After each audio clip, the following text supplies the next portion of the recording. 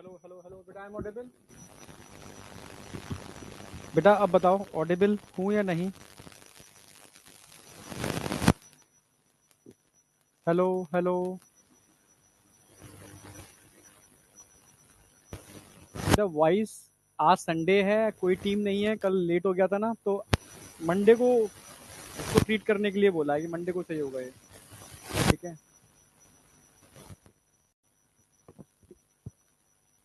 जो भी साउंड आ रही है क्रैकिंग की, ये मंडे को सॉल्व हो जाएगी।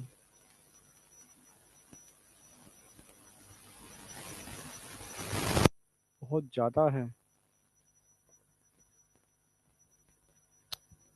क्या करें यार, समझ नहीं आ रहा। 1 मिनट रुको।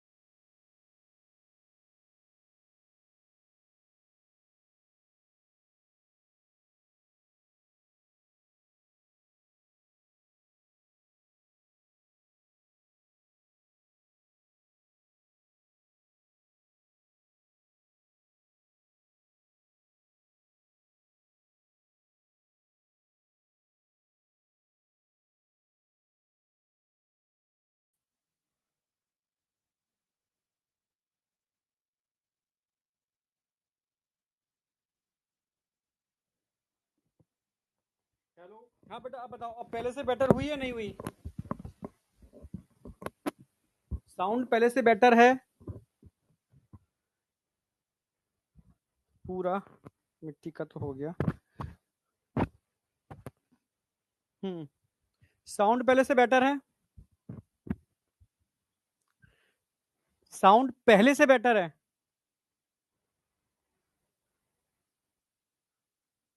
बहुत बढ़िया। ओके। बेटर है, बस यही चाहिए था मुझे। पहले से बेटर है, ओके। अब आ जाओ। ठीक है, पहले से बेटर है। तो आज चैप्टर एंड करने वाले हैं हम लोग, ठीक है? हाँ, चैप्टर का एंड हो जाएगा, बेटर है बस। बेटर रहनी चाहिए। बस चैप्टर एंड करना है, आर से मतलब नहीं है, चैप्टर एंड करना है मुझे, जिससे कि कल नया चैप्टर स्टार्ट कर पाऊं, पर प्रॉपर रिवीजन के साथ, ठीक है? हाँ, मैं रिवीजन कराऊंगा पहले, फिर आगे बढ़ूंगा। तो सबसे पहले हम बात करेंगे रिवीजन के अंदर कल मैंने क्या क्या कराया था। एक बार देख लो फटाफट। कल मैंने टर्नओवर नंबर बताया था, ठीक है? और टर्नओवर नंबर में मैंने बताया था बेटा, हर एंजाइम का क्या, हर बायोमोलिक्यूल का एक टर्नओवर नंबर होता है, ठीक है?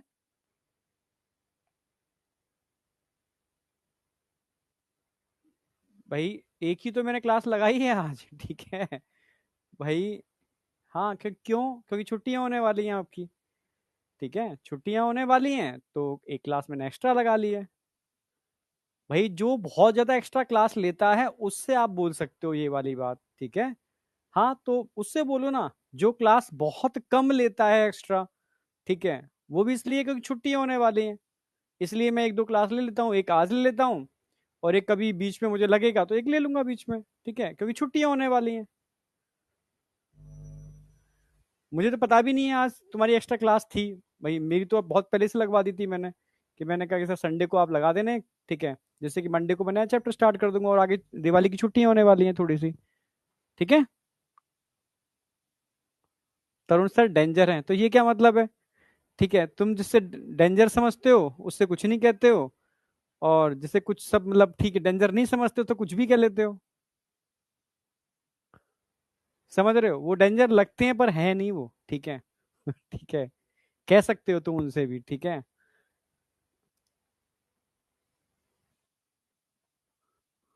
चलो आगे चलते हैं।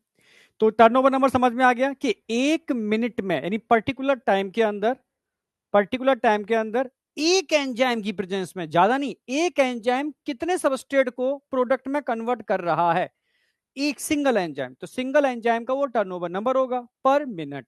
एक मिनट में पर्टिकुलर एंजाइम, सिंगल एंजाइम कितने सबस्ट्रेट को प्रोडक्ट में कन्वर्ट कर सकता है, ये उसका टर्नओवर नंबर कहलाता है। तुम्हारा टर्नओवर कितना है, तुम एक साल के अंदर कितना टर्नओवर कर लेते हो, समझ रहे हो? हाँ, कितना बिजनेस जनरेट, टर्नओवर क्या है तुम्हारा, कितना? भाई तेरा टर्नओवर क्या है, वो आता है ना जिसमें वो फंडिंग करते हैं, फिर वो टर्नओवर बताते हैं, सर इतने इतने टर्नओवर कर लिया हमने, इतने किया, इतना लगाया, इतना हमने निकाला, इतना लगाया, इतना निकाला। तो बस वही तो चीज है यहाँ पर। यहाँ पर एंजाइम है, सिंगल एंजाइम, सबस्ट्रेट डाला, कितना टाइम के अंदर कितना उसको सबस्ट्रेट को प्रोडक्ट में कन्वर्ट कर दिया, ये उसका टर्नओवर है, ठीक है? तो टर्नओवर नंबर समझ में आ गया। समय मत भूलना, टर्नओवर में पर मिनट, ठीक है? चलो, कार्बोनिक एनहाइड्रेस का मैंने दिया, इसका टर्नओवर नंबर बहुत ज्यादा होता है। आगे मैंने बात की थी भाई, एंजाइम क्या होते हैं? एंजाइम बायो कैटलिस्ट होते हैं। स्ट्रक्चर एंजाइम का 3D होता है, 3D स्ट्रक्चर, क्योंकि उसकी एक्टिव साइड स्पेशली 3D होती है, ठीक है? बनते कैसे हैं एंजाइम? भाई पहले तो सिंपल मोतियों की एक माला होती है, प्राइमरी स्ट्रक्चर। वो माला डिफरेंट टाइप के हेलिकल स्ट्रक्चर बनाती है, सेकेंडरी स्ट्रक्चर। फिर वो हेलिकल स्ट्रक्चर मिलकर के जगह जगह 3 डायमेंशन पॉकेट्स या क्रिवाइसिस बनाते हैं, ठीक है? हाँ, 3 डायमेंशन पॉकेट्स या क्रिवाइसिस बनाते हैं, बिल्कुल लाइका, कह सकते हो जो ऊन होती है ना, स्वेटर बनते हैं, उसका जो गुल्ला बनता है लाइका 3D, ठीक है? उस तरीके का स्ट्रक्चर बनता है, इसको हम क्या बोलते हैं? 3D structure of enzyme. सारे एंजाइम प्रोटीन से मिलकर बने होते हैं, सारे enzyme except ribozyme and ribonuclease, it is a small segment of RNA which have catalytic property. Okay.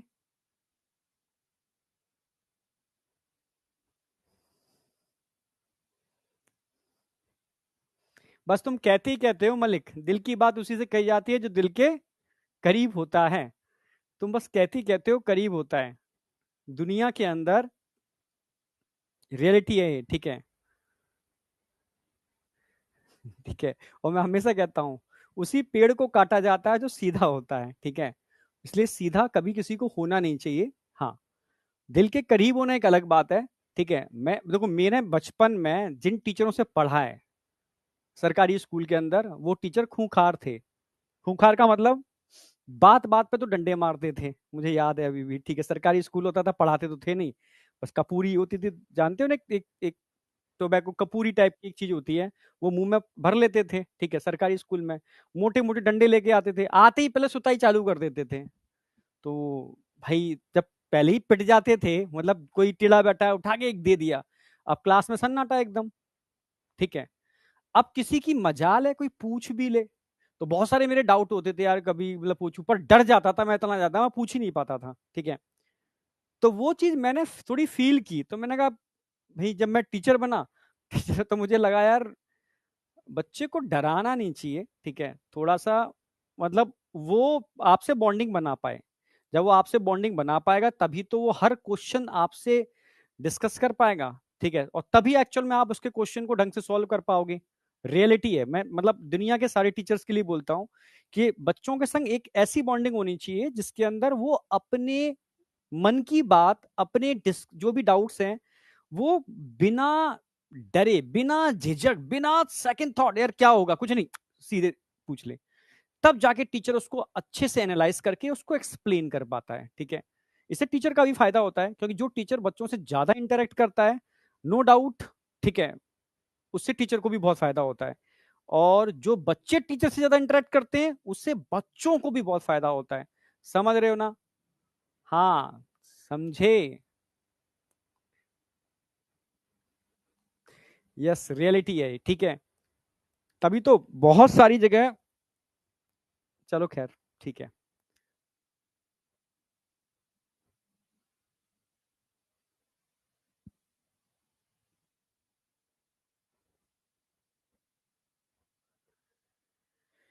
हाँ, तरुण सर तो खैर ठीक है, आपको ढंग से डिस्कस करते ही हैं आपसे, तो ये वाली बात तो एक्सक्यूज लगता ही नहीं है कि डर लगता है, तो गलत बात है, ठीक है। मैं तो नॉर्मल गवर्नमेंट स्कूल के टीचर्स की बात कर रहा हूँ, वहाँ जो मैंने देखा है उसके हिसाब से थोड़ा सा मतलब आपको भी सारे टीचर से, चाहे यहाँ पढ़ रहे हो, चाहे अपने स्कूल में पढ़ रहे हो, साथ में पैरेलल कहीं पढ़ रहे हो, टीचर से पूछने में मतलब कहीं सेकंड थॉट नहीं आना चाहिए, बिंदास होके पूछा करो, ठीक है। सही मायने में यही तरीका होता है। मैं कल्पना चावला के फादर से मिला भी था, तो मैंने पूछा था, क्योंकि हम लोगों ने कॉलेज के अंदर बहुत बड़ी एक मतलब कॉन्फ्रेंस कराई थी, तो उनके फादर को बुलाया था। कल्पना चावला को जानते ही हो आप? हाँ, ठीक है, तो उनके फादर को बुलाया था, तो सबने क्वेश्चंस किए, तो भाई बिटिया बचपन से साथ रही है, बड़ा किया है, तो पूछा कि बिटिया की क्वालिटी क्या है, एक क्वालिटी जो बच्चों को हेल्प कर दे। तो उन्होंने एक ही बात बोली थी, जब बिटिया मेरी क्लासरूम से, जब मतलब कि फादर का कनेक्शन होता है थोड़ा सा, क्लास से जब बाहर निकलती थी तो वो सारे डाउट क्लियर करके निकलती थी, वो कोई डाउट लेकर क्लास से बाहर नहीं निकलती थी।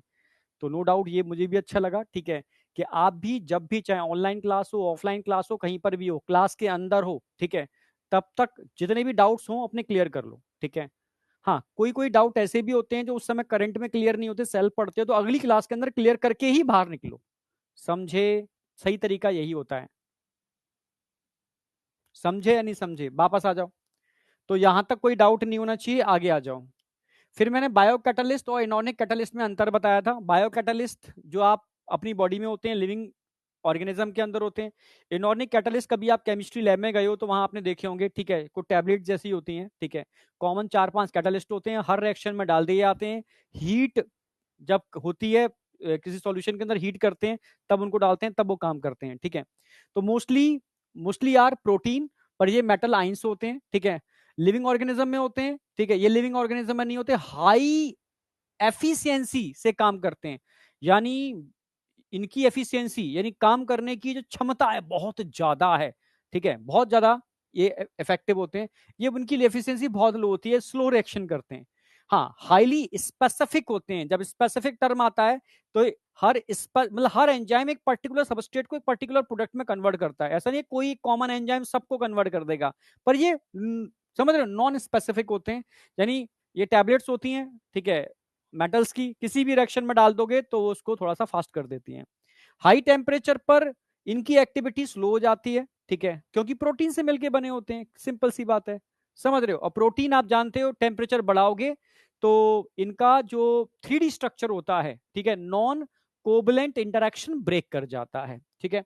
बट कुछ एंजाइम ऐसे भी होते हैं जो थर्मोफिलिक बैक्टीरिया जो हॉट स्प्रिंग्स में रहते हैं, ठीक है, जैसे टैग पॉलीमरेज पीसीआर के अंदर यूज करते हैं हम लोग, इसको हम पढ़ाएंगे आगे बायोटेक्नोलॉजी के अंदर। ये हाई टेम्परेचर पर ही वर्क करते हैं, थर्मोस्टेबल होते हैं, ठीक है, जबकि ये हाई टेम्परेचर पर इनकी रिएक्शन तेज हो जाती है। फिर आगे मैंने बात की थी केमिकल नेचर क्या है, फिजिकल चेंजेस और केमिकल चेंजेस होते हैं केमिकल रिएक्शन के अंदर। फिजिकल चेंज सिंपल सी बात है, ठीक है, ठोका पीटा बिना बॉन्ड टूटे शेप चेंज कर दी, ये हो गया शेप में चेंज। हाँ, स्टेट ऑफ मैटर जैसे आइस डिजोल्व हुई वाटर में कन्वर्ट हो गई, वाटर फिर वेपर्स में निकल गया, ठीक है, वो भी तो वाटर की वेपर्स, वही तो फॉर्म तो वाटर की ही है, ठीक है, वेपर्स की फॉर्म में। तो ये हो गए फिजिकल चेंज। केमिकल चेंज में हमेशा बॉन्ड का ब्रेकडाउन होता है और बॉन्ड का फॉर्मेशन होता है। एक रिएक्शन दिखा दिए मैंने, ठीक है, तो समझ जाओगे इससे क्या है केमिकल चेंजेस। फिर rate of chemical and physical process, rate कैसे निकालते हैं, रेट को आप वेलोसिटी भी कह सकते हो, ठीक है, समझ रहे हो, जब एक स्पेसिफिक डायरेक्शन में हो। तो रेट क्या है भी, मैंने बताया था कि number of product, particular time में कितना प्रोडक्ट, ठीक है, उस पर्टिकुलर टाइम में कितना प्रोडक्ट बन रहा है, पर्टिकुलर टाइम में कितना प्रोडक्ट बन रहा है, ठीक है। तो rate of reaction can be influence by temperature, yes. Temperature कम हो जाएगा तो रेट कम होती है, टेम्परेचर बहुत बढ़ा दोगे तो रेट फिर घट जाएगी, ठीक है। एक ऑप्टिमम टेम्परेचर पर रेट ऑप्टिमम होती है, तो मैंने दिखाने की कोशिश की है, ठीक है। रेट ऑफ रिएक्शन और अगर टेम्परेचर के बीच के अंदर मैं कोई चीज ड्रॉ करूं, मतलब यहाँ ग्राफ ड्रॉ करूं, तो कुछ ऐसा ग्राफ आएगा, यानी एक पर्टिकुलर टेम्परेचर 37 डिग्री सेल्सियस पर रेट ऑफ रिएक्शन मैक्सिमम होती है, क्लियर बिल्कुल। हाँ, पर अगर टेम्परेचर थोड़ा कम करूं 10 डिग्री या 10 डिग्री बढ़ा दूं तो ये रेट आधी रह जाती है, समझ गए ना मेरी बात, यस। थंब रूल एनसीईआरटी में दे रखा है, वो कहता है कि 10 डिग्री कम या 10 डिग्री बढ़ाने पर रेट आधी रह जाती है इनिशियल रेट का, ठीक है।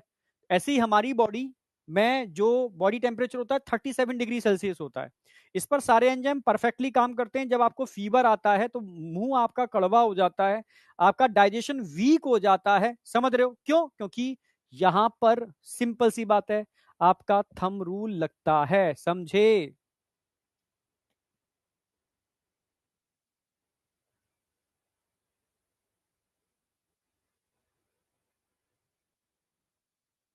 आई या नहीं आई, चलो नेक्स्ट।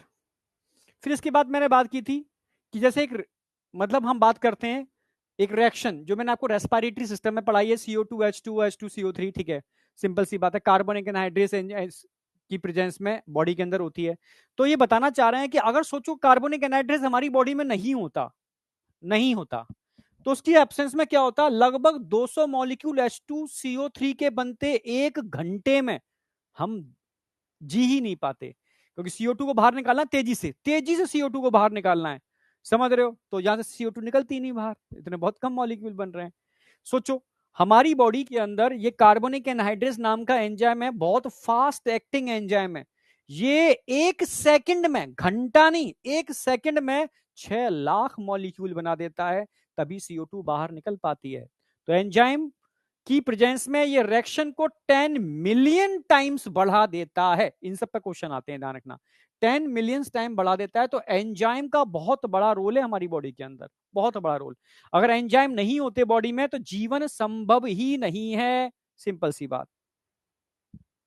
फिर एक ग्लूकोज वाला रिएक्शन दिखा दिया, भी ग्लूकोज के कई प्रोडक्ट बन रहे हैं क्योंकि एंजाइम यहां पर अलग अलग है, ठीक है। ये एंजाइम ग्लूकोज को उसमें कन्वर्ट करेगा ड्यूरिंग दो पायरुबिक एसिड में, ड्यूरिंग एरोबिक रेस्पिरेशन। पर्टिकुलर दूसरा एंजाइम होगा वो एनारोबिक रेस्पिरेशन में लैक्टिक एसिड बनाते हैं, जो मसल्स के अंदर बनता है, और बाहर करोगे फर्मेंटेशन होगा, वहां एल्कोहल बनेगा। अब आ जाओ, अब बात आती है कि भैया एंजाइम, समझ में आ गया कि एंजाइम बहुत इंपॉर्टेंट रोल प्ले करते हैं। आखिर एंजाइम इतने कम टाइम के अंदर इतने मॉलिक्यूल को मतलब कैसे कन्वर्ट कर लेते हैं प्रोडक्ट में, समझना, इनकी रिएक्शन, ये रिएक्शन को इतना फास्ट कैसे करा लेते हैं। अब समझते हैं इस चीज को।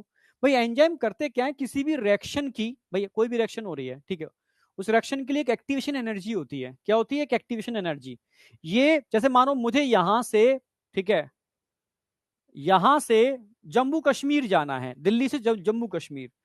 तो मुझे, मैंने कल बहुत सारे एग्जाम्पल दिए थे, मुझे 1,000 रुपए किराया लगेगा तब मैं वहां तक पहुंचूंगा। ठीक है, अगर वही किराया मेरा 1 रुपए लगे भाई, तो मैं रोज चक्कर लगा सकता हूँ ना भाई, मेरी एक्टिवेशन एनर्जी कम हो गई। जो काम मेरा इतनी सारी एनर्जी में हो रहा था वो मात्र 1 रुपए में हो रहा है। समझ में आया? तो उसको कहते हैं एक्टिवेशन एनर्जी। जो काम आपका बहुत ज्यादा एनर्जी में हो रहा है वो कम में स्टार्ट हो जाए। और एक्टिवेशन एनर्जी होती क्या है भाई? किसी भी रिएक्शन को स्टार्ट करने के लिए जो स्टार्टिंग में एनर्जी लगती है वो एक्टिवेशन एनर्जी है। समझना भाई, किसी ट्रक को स्टार्ट करने के लिए 10 आदमी चाहिए, वो धक्का लगाएंगे तब जाके ट्रक चालू होगा। तो समझ गए ना मेरी बात? और सोचो, वो ट्रक मात्र एक चाबी लगाते ही क्या हो जाए? चालू हो जाए। तो चाबी क्या काम कर रही है? वो एक्टिवेशन एनर्जी का काम, वो एंजाइम का काम कर रही है। चाबी लगाई, आपकी 10 लोगों की जरूरत नहीं है आपको, आपने चाबी लगाई, घुमाई, चालू हो गया, सिंपल। तो अगर कोई काम जो बहुत ज्यादा एनर्जी यूज करके हो रहा है वो कम एनर्जी में हो जाए, तो समझ लो वहां हमने क्या कर दिया? एक्टिवेशन एनर्जी को कम कर दिया। तो एंजाइम क्या काम करते हैं? इस एक्टिवेशन एनर्जी को कम कर देते हैं, सिंपल सी बात है। ठीक है, तो अब कैसे? आगे मैंने बताया भी था कि जैसे ये एक रिएक्शन है भाई, सबस्ट्रेट को प्रोडक्ट में कन्वर्ट करना है, तो सबसे पहले सबस्ट्रेट्स को उस पहाड़ की टॉप पर लेके जाना पड़ेगा। मान लो एक पत्थर का बहुत बड़ा टुकड़ा है, इसको उठा के ऊपर ले जाओ। ऊपर ले जाके जब छोड़ोगे तो अपने आप 2 पार्ट में टूट जाएगा। ठीक है, समझना, प्रोडक्ट में कन्वर्ट हो गया, सिंपल सी बात है।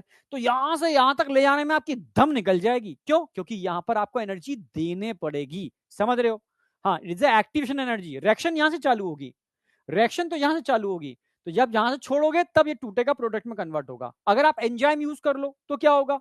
जो ये एक्टिवेशन एनर्जी है विदाउट एंजाइम, एंजाइम की प्रेजेंस में ये बिल्कुल कम रह जाएगी, क्योंकि एंजाइम सबस्ट्रेट कॉम्प्लेक्स बनेगा, और सबस्ट्रेट कॉम्प्लेक्स बनने के बाद ये एंजाइम इस सबस्ट्रेट को प्रोडक्ट में कन्वर्ट कर देगा बहुत कम एनर्जी में। तो एंजाइम की प्रेजेंस में ये एक्टिवेशन एनर्जी क्या हो जाती है? कम हो जाती है, सिंपल सी बात। समझ रहे हो? इन presence of enzyme activation energy बहुत कम होगी। जब एंजाइम सबस्ट्रेट कॉम्प्लेक्स बनता है, यहां तक की रिएक्शन कैसी है? रिवर्सिबल है, रिवर्सिबल है। पर जैसे ही आगे बढ़ेंगे तो फिर रिवर्सिबल नहीं है, फिर तो भाई रिजल्ट आना ही आना है। एक बार पत्थर छोड़ दिया तो वापस नहीं आ सकता।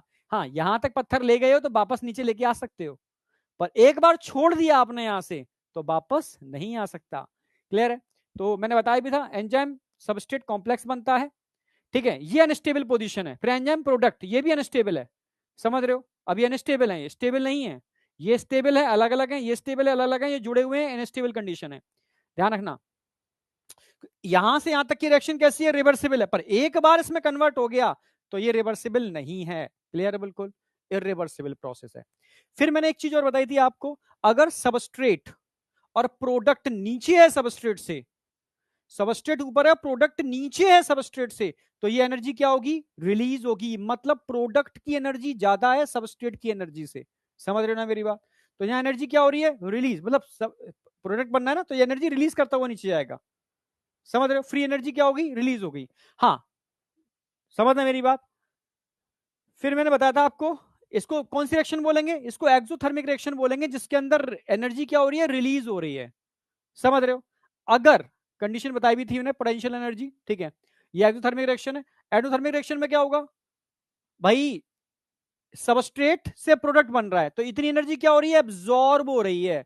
तो कैसी रिएक्शन हो गई? ये एंडोथर्मिक रिएक्शन हो गई। ये एंडोथर्मिक हो गई, ये एक्सोथर्मिक हो गई, थोड़ा ध्यान रखना। फिर मैंने बताया था भाई, सबस्ट्रेट एंजाइम कॉम्प्लेक्स जो होता है वो टॉप पर होता है, यानी यहाँ की पोटेंशियल एनर्जी सबसे ज्यादा होगी, चाहे रिएक्शन एक्सोथर्मिक हो या एंडोथर्मिक हो। हाँ, सबस्ट्रेट ऊपर है, प्रोडक्ट नीचे है। सबस्ट्रेट ऊपर है, प्रोडक्ट नीचे है, तो सबस्ट्रेट की एनर्जी ज्यादा होगी प्रोडक्ट की एनर्जी से। समझ रहे हो ना? वो नीचे आ गया। ठीक है, पोटेंशियल एनर्जी इसकी कम होगी, सिंपल सी बात है। हाँ, अगर सबस्ट्रेट नीचे है, प्रोडक्ट ऊपर है, तो प्रोडक्ट की पोटेंशियल एनर्जी ज्यादा होगी सबस्ट्रेट की पोटेंशियल एनर्जी से। प्रोडक्ट में ना कर दिया, सबस्ट्रेट पीछे कर दिया। यहां तक कोई डाउट था कल? यहां तक कोई डाउट था बेटा?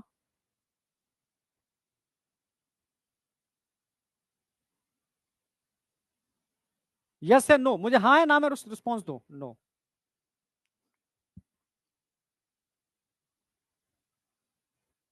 No BMS. ठीक है, चलो। अब इसके बाद हमने बात की थी नेचर ऑफ एंजाइम।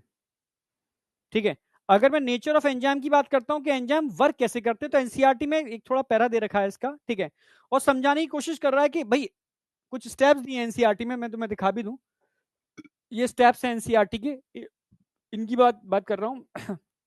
क्वेश्चन आ भी जाता है। तो सबसे पहले अगर मैं बात करूंगा, इसको कुछ ऐसे करते हैं।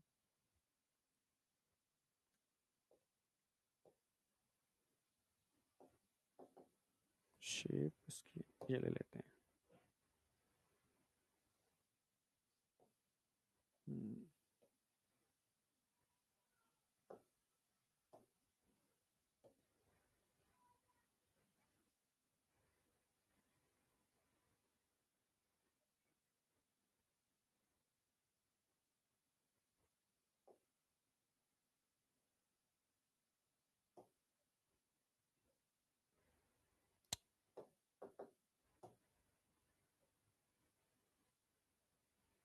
मान लो कि इसको हम कॉपी नहीं कर सकते,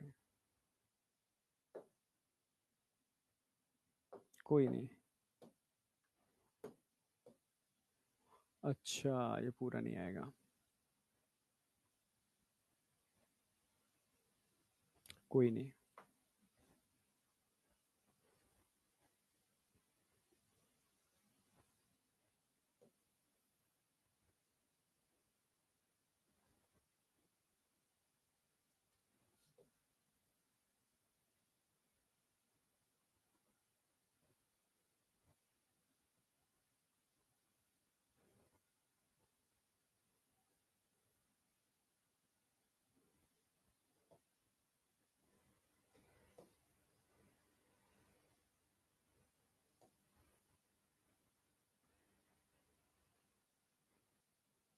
अच्छा, अरे यार। हम्म,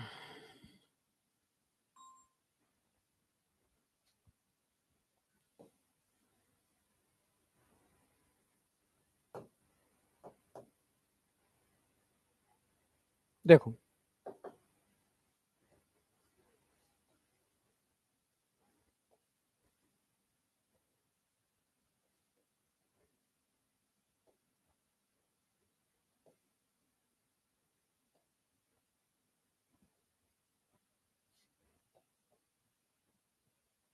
ठीक है, मान लो ये एंजाइम है आपका,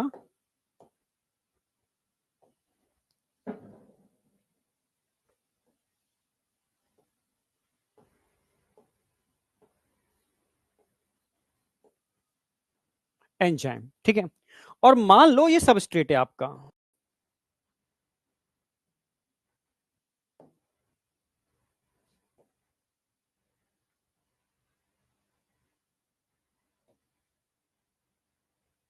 सही, बहुत सही। ये सबस्ट्रेट है आपका,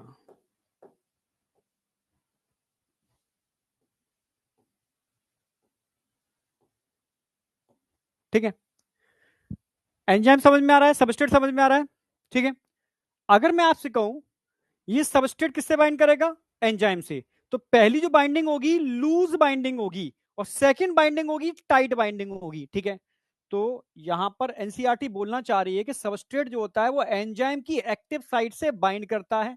तो फर्स्ट बाइंडिंग जो होगी इसकी, फर्स्ट बाइंडिंग जो होगी वो कैसी बाइंडिंग होगी, लूज बाइंडिंग होगी, लूज बाइंडिंग होगी, बस इतना दिखा देते हैं, लूज बाइंडिंग होगी। हाँ, सेकंड बाइंडिंग जो उसकी होगी ना वो टाइट बाइंडिंग होगी, एकदम टाइट बाइंडिंग होगी, ये फिक्स हो गया अंदर जाकर के। क्लियर है? हाँ, पहली बाइंडिंग लूज है, सेकंड बाइंडिंग एकदम टाइट बाइंडिंग है, एकदम मतलब कह सकते हो बिल्कुल टाइट बाइंडिंग है। और उसके बाद जाकर के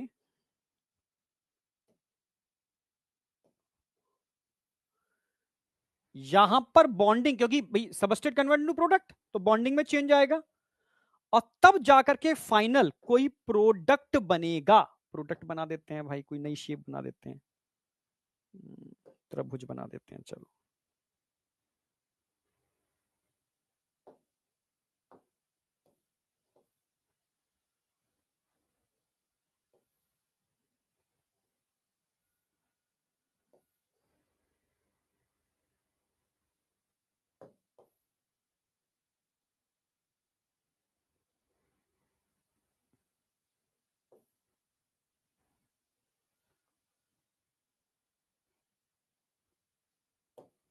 अब देखो, अब समझ में आएगा आपको।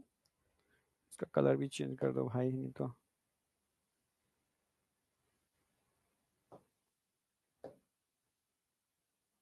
हम्म, ठीक है, येलो इससे ही है।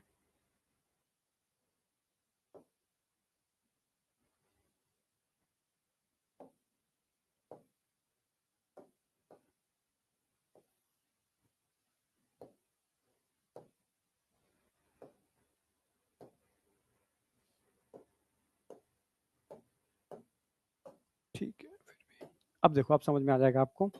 तो सबसे पहले क्या होता है, एंजाइम सबस्ट्रेट आपस में बाइंड करते हैं, लूज बाइंडिंग होगी।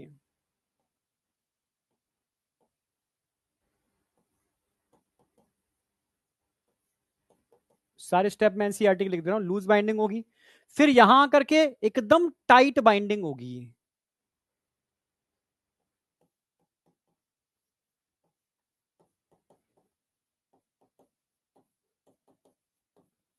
टाइट बाइंडिंग होगी। टाइट बाइंडिंग के बाद यहां पर, क्योंकि अब ट्रांजिशनल स्टेट आएगी। ट्रांजिशनल स्टेट का मतलब है यहां पर इन दोनों के बीच में इंटरेक्शन होगा। Transitional state, breakdown and formation of new bond. Breakdown and formation of new bond, उसके बाद जाकर के चेंजेस होगा। तो क्या बनेगा आगे जाकर के, प्रोडक्ट बनेगा। क्या बनेगा, इज अ प्रोडक्ट।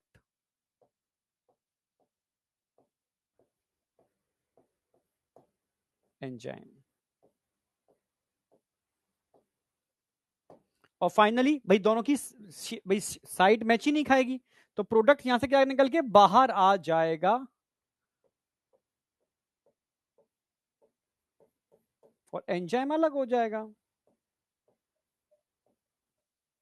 ये सारे स्टेप सीक्वेंस से पूछे जाते हैं, वो मैं अभी आपके अरेंज कर रहा हूं सारे के सारे। ये अरेंज हो गया, और ये आके रिएक्शन क्या हो गई, कंप्लीट रिएक्शन हो गई। ठीक है, loose binding, then tight binding, और टाइट बाइंडिंग के बाद फाइनली क्या होगा भाई, टाइट बाइंडिंग के बाद क्या होगा, ये आप समझ गए होगे। जब टाइट बाइंडिंग हो जाएगी तो क्या होगा भाई, इंटरमीडिएट फॉर्मेशन होगा, जिसके अंदर मैंने बताया था formation and breakdown of bond होगा। ठीक है,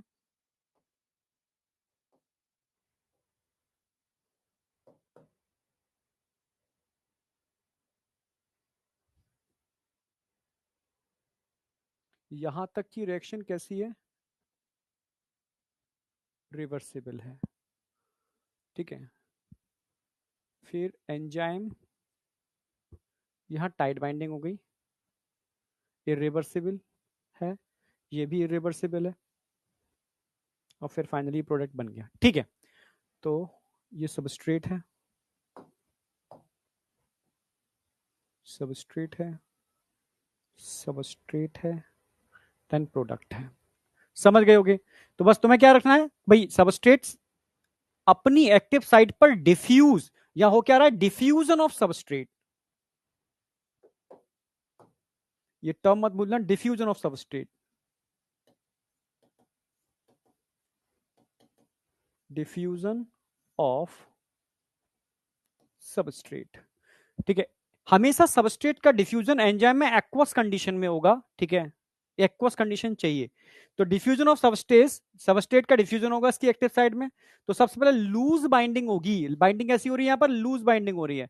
फिर यहां पर टाइट बाइंडिंग हो रही है, और टाइट बाइंडिंग के बाद मैंने बताया क्या आता है, इंटरमीडिएट फॉर्मेशन होता है। यस, हाँ, intermediate formation, enzyme product complex कह सकते हो।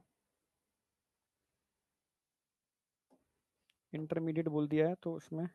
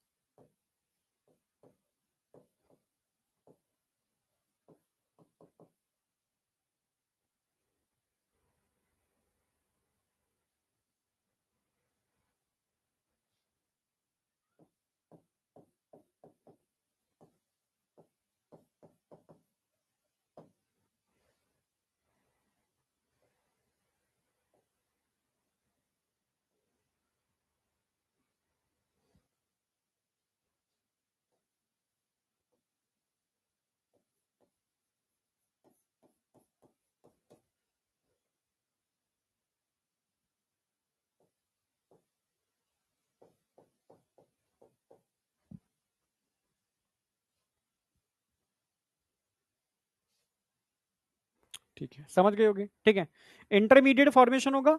अब मैं एनसीईआरटी दिखा दूं आपको। First the substrate bind to the active side of enzyme fitting into active side. भाई ठीक है, बाइंडिंग कर रहा है एक्टिव साइड में, it is active side of enzyme. ये क्या है? Active side of enzyme.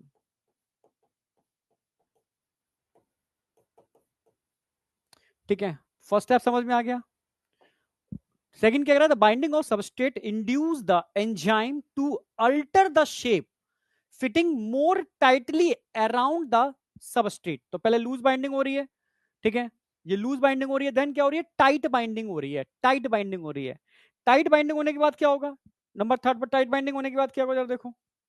The active site of the enzyme now in close proximity of the substrate, ठीक है, ब्रेक द केमिकल बॉन्ड। अब चेंजेस हो रहे हैं, यहां पर चेंजेस हो रहे हैं, मैंने बताया था क्या होगा? Break down and formation of chemical bond, breakdown and formation of chemical bond, break the chemical bond of the substrate and the new enzyme product complex is formed।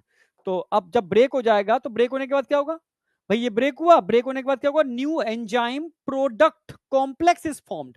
ठीक है भाई, ये बन गया कॉम्प्लेक्स। कॉम्प्लेक्स बनने के बाद क्या होगा? कॉम्प्लेक्स बनने के बाद क्या होगा? The enzyme released the product of reaction and the free enzyme is ready to bind the another molecule of the substrate and run through, ठीक है, कैटालिटिक साइकिल वंस अगेन। समझ में आ गया होगा, क्योंकि प्रोडक्ट की जो शेप होती है वो चेंज हो जाती है। ठीक है,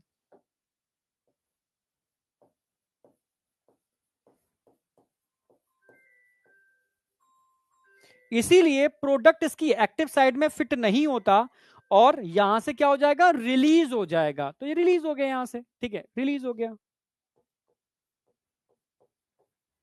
अब बताओ, इसमें किसी को कोई डाउट है? इसमें किसी को डाउट है?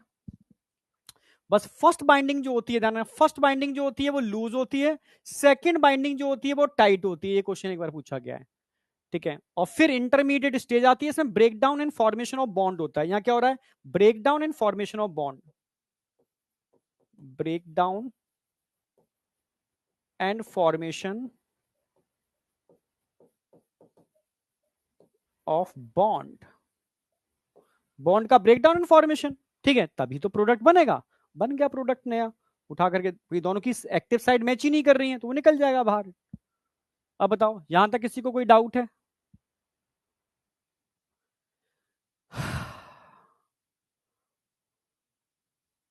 Aditya Yadav, thank you.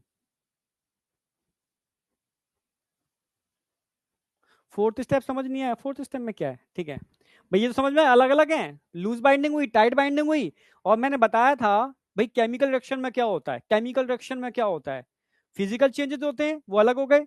जबकि केमिकल चेंजेस में क्या होगा? Break down and formation of new bond, formation of new bond, टूटेंगे बनेंगे, ठीक है, तभी तो एक नया प्रोडक्ट बनेगा। जैसे CO2 H2O मिलते हैं तो H2CO3 बनेगा ना। तो कुछ टूटेगा कुछ बनेगा तभी तो नया प्रोडक्ट बनेगा।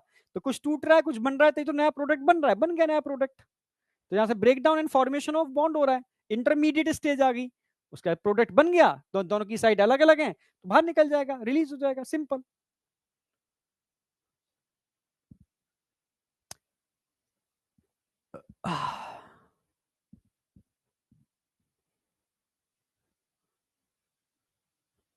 यहां तक कोई डाउट? देखो, टेस्ट सीरीज का टाइम जैसे आपका 11th कंप्लीट हो जाए, क्योंकि टेस्ट सीरीज के लिए मैंने बताया ना, आपका 11th आपकी मुट्ठी में होना चाहिए। 11th आपका जैसे ही लग रहा है कंप्लीट होने पर आ गया या कंप्लीट हो रहा है, हम एंड पर आ गए, बस आप टेस्ट पर जुट जाओ। एक साइड में 11th के टेस्ट देने चालू कर दो, 12th का पढ़ाई चालू कर दो, ठीक है। 11th का revision test, revision test, revision test, और जब 11th कंप्लीट हो जाए फिर 12th का रिवीजन टेस्ट, रिवीजन टेस्ट, और finally mock test, full full test. Zoology का हमेशा तुम्हें टफ ही मिलेगा, ध्यान रखना, ठीक है। आज क्या हमेशा ही टफ मिलेगा, कि जूलॉजी के कुछ क्वेश्चन आते भी बहुत टफ हैं, मजाक नहीं है, तुम उसको हल्के में ले लेते हो।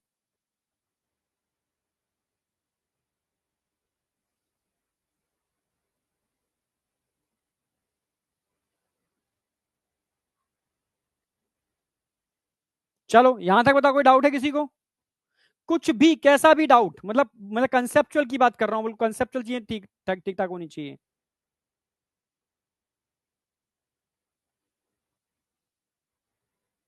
चलो बहुत बढ़िया। डिफ्यूजन ऑफ सबस्ट्रेट, एक्चुअल में तुम समझो मेरी बात, चलो उसको बताता हूं अभी मैं, ठीक है। तुम्हें क्या पता है कि एंजाइम के पास आंखें लगी हुई हैं कि, या सबस्ट्रेट के पास आंखें हैं कि वो एंजाइम बोला दौड़ो दौड़ो दौड़ो उसकी साइड में बैठेंगे जाकर के, ऐसा होता है क्या? नहीं भाई, एक बीकर के अंदर एंजाइम भरे पड़े हैं, आपने सबस्ट्रेट डाल दिया, तो सबस्ट्रेट एंजाइम से डिफ्यूजन के थ्रू ही तो जाएगा, ठीक है। तभी तो कहते हैं अगर तुम लो टेम्परेचर कर दोगे तो लो टेम्परेचर पर, टेम्परेचर कम करने पर डिफ्यूजन की प्रोसेस नहीं होती, इसलिए एंजाइम की एक्टिविटी सप्रेस हो जाती है। टेम्परेचर ऑप्टिमम रखोगे तो डिफ्यूजन बहुत तेजी से होता है, तो एंजाइम ऑप्टिमम परफॉर्म करता है। हाई टेम्परेचर पर जो एंजाइम होती हैं उनकी जो एक्टिव साइट्स होती हैं, जो नॉन कोवेलेंट इंटरेक्शन से बनी होती हैं, वो टूट जाती हैं, ठीक है। तो एक्टिव साइट से बाइंड ही नहीं हो पाएगा, उसको डीनेचरेशन ऑफ एंजाइम बोलते हैं। हाँ, अगर आप बहुत ज्यादा हाई कर दोगे तो कोवेलेंट बॉन्ड टूट जाएंगे, ठीक है। तो प्रोटीन ही टूट गई पूरी की पूरी, ठीक है। तो एंजाइमिक बर्बाद हो गया पूरा का पूरा। यहां तक कोई डाउट है बेटा? टेस्ट सीरीज जल्दी आने वाली है बेटा। यहां तक कोई डाउट है? नहीं, आगे बढ़ रहा हूं मैं। तो ये सारे स्टेप आपके क्लियर हैं, यहां तक कोई डाउट नहीं। एनसीईआरटी यहां तक आपकी, मैं एनसीईआरटी साथ है इसमें, ध्यान रखना इंक्लूडेड है, पूरी लाइन टू लाइन बैठ जाना एनसीईआरटी लेकर के, समझ गए? आगे बढ़ रहा हूं। अब आएगा बहुत इंपॉर्टेंट, मतलब क्वेश्चन यहीं से आता है, मान के चलो। Very very very very very important यार, बायोमोलिक्यूल का ये बहुत इंपॉर्टेंट पार्ट है, मतलब इसका फैक्टर अफेक्टिंग एंजाइम एक्टिविटी। भाई 4 फैक्टर हैं जो एंजाइम की एक्टिविटी समझने का है, मैं पहले बोल दूं, रिएक्शन मैकेनिज्म समझने का है, केएम वैल्यू ये वो सब मतलब समझने का है, पूरा दिमाग लगाना। अगर दिमाग डाइवर्ट चल रहा हो, खिड़की में झांक के कहीं देख रहे हो तो नहीं होगा, ठीक है। यही यही फोकस करना होगा आपको, ठीक है। तो अब बात कर रहे हैं कि फैक्टर अफेक्टिंग एंजाइम एक्टिविटी, वो कौन कौन से फैक्टर हैं, चारों समझने के हैं। टेम्परेचर एंजाइम की एक्टिविटी पर जबरदस्त इफेक्ट डालता है, अभी बताया, कम टेम्परेचर पर डिफ्यूजन स्लो हो जाता है, हाई टेम्परेचर पर डीनेचुरेशन हो जाएगा, और हाई कर दोगे तो कोवेलेंट टूट जाएंगे। ऑप्टिमम टेम्परेचर पर ही एंजाइम परफेक्टली वर्क करते हैं। पीएच, यस, आपको मैंने ज्यूटेराइन कंसेप्ट बताया था, क्योंकि एंजाइम प्रोटीन से मिलकर बने होते हैं, ठीक है। प्रोटीन अमाइनो एसिड से मिलकर बने होते हैं, और अमाइनो एसिड स्पेसिफिक पीएच पर स्पेसिफिक परफॉर्म करते हैं, क्योंकि मैंने बताया था ना एम्फोटेरिक नेचर के होते हैं, यस। इसलिए एंजाइम पर पीएच का इफेक्ट पड़ता है। अगर माउथ में निकलने वाला सलाइवरी एमाइलेज, समझना मेरी बात, गट में चला जाएगा तो काम नहीं करेगा। गट में निकलने वाला पैप्सिन अगर स्मॉल इंटेस्टाइन में चला जाएगा तो काम नहीं करेगा, क्योंकि वहां की पीएच अलग होती है, स्टमक की पीएच अलग होती है, माउथ की पीएच अलग होती है। हर एंजाइम स्पेसिफिक पीएच पर ही परफॉर्म करता है, समझे? अब सबस्ट्रेट कंसंट्रेशन, यस यस बिल्कुल। अगर एक बीकर में 100 एंजाइम पड़े हुए हैं तो तुम धीरे धीरे सबस्ट्रेट बढ़ाते जाओ, तो एंजाइम की उसकी रिएक्शन एक्टिविटी क्या होती है, बढ़ती चली जाएगी, बढ़ती चली जाएगी।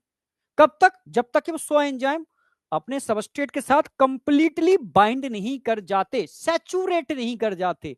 यानी सबस्ट्रेट कंसंट्रेशन का इफेक्ट पड़ेगा कब तक? जब तक कि 100% सैचुरेशन ना हो जाए। हाँ, एक बार सैचुरेशन हो जाए उसके बाद, ठीक है, कोई फर्क नहीं पड़ेगा। मैंने बताया भी था आपको जब मैंने रेस्पिरेटरी सिस्टम पर पढ़ाया था, मैंने बताया था जब गाड़ी आती है 4 सीटें, तो पहली ऑक्सीजन बाइंड करेगी, तो दूसरी की बाइंडिंग एफिनिटी बढ़ जाएगी, तीसरी की उससे बढ़ जाएगी, चौथी की उससे बढ़ जाएगी। एक बार हीमोग्लोबिन पूरा सैचुरेट हो जाए, फिर कोई भी ऑक्सीजन उस हीमोग्लोबिन से बाइंड नहीं कर सकती, क्योंकि उसके पास 4 ही बाइंडिंग साइट्स थी।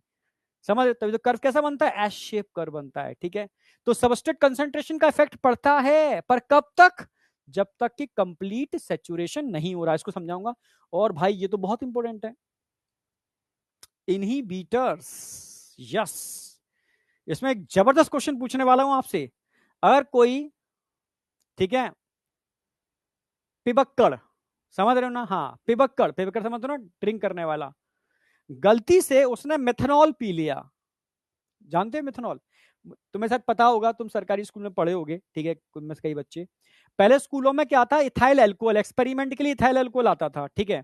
बहुत सारी चीजों को स्लाइस करना होता था, स्प्रिट लैम्प जलानी होती थी, तो इथेनॉल आता था। पर जो लैब टेक्नीशियन और जो होते थे ना चपरासी टाइप के, तो टैंक के टैंक आते थे, वो रात रात में टैंक को खाली कर करके खुद पी जाते थे और पार्टी करते थे। इथाइल अल्कोहल, बिल्कुल इथेनॉल तो होता ही है नशे, बहुत खतरनाक नशे के लिए। तो सरकार ने क्या काम कर दिया, इथेनॉल के अंदर मिथेनॉल मिलाना चालू कर दिया और बता दिया मिथेनॉल है, पियोगे मर जाओगे। ठीक है, हाँ। तो अगर मान लो किसी नए टेक्नीशियन ने मिथेनॉल पी लिया और तुम उसको बचाना चाहते हो तो क्या करोगे, समझे? हाँ, इस पर डिस्कस करने वाला हूं अभी।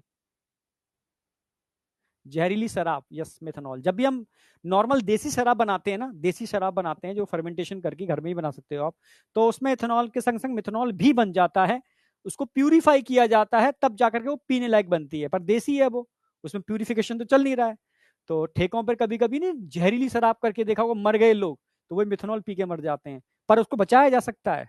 यस, अगर किसी ने मिथेनॉल पी लिया तो उसको एट दैट टाइम बचाया जा सकता है। कैसे, अभी बताऊंगा।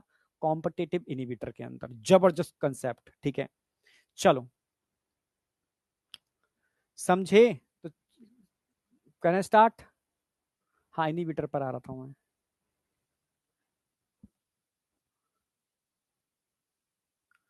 टैक्स मार्क्स डिक्रीज हो रहे हैं, क्यों नहीं होंगे, तुम पढ़ते हो नहीं। जब पढ़ोगे नहीं तो क्या होगा तुम बताओ। ठीक है, डिक्रीज तो होंगे ही। चलो नेक्स्ट आ जाओ। तो सबसे पहले मैं बात करूंगा फैक्टर टेम्परेचर। टेम्परेचर की बात कर लेते हैं। अगर मैं टेम्परेचर की बात करता हूं,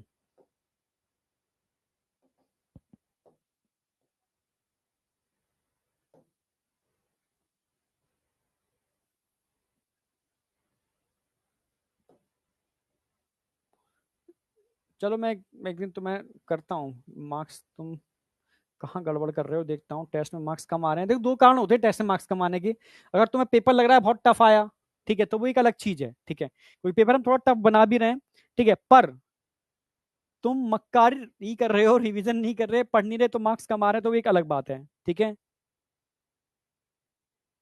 तो वो एक अलग बात है, मेरी बात समझ रहे हो ना? हाँ, वो एक अलग बात है। चलो डिस्कस कर लूंगा उसको मैं। टेम्परेचर की बात चल रही है तो मैं एक एक्स एक्सिस पे टेम्परेचर लिख रहा हूं। इधर एंजाइम एक्टिविटी की बात चल रही है।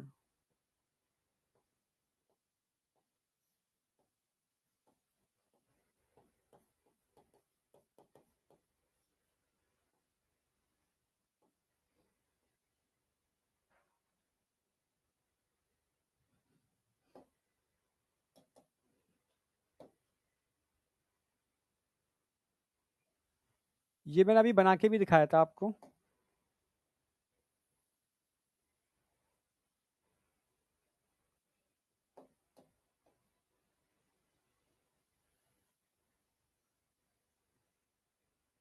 अभी थंब रूल वाला डायग्राम दिखाया था ना मैंने आपको। हाँ,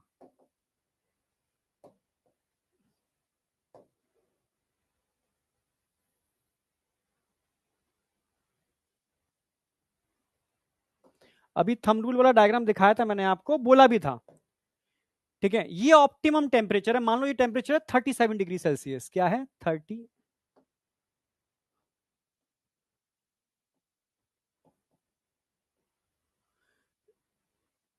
37 डिग्री सेल्सियस टेम्परेचर। तो 37 डिग्री सेल्सियस जो हमारे body, it is a body temperature, बताया भी था, it is a body temperature.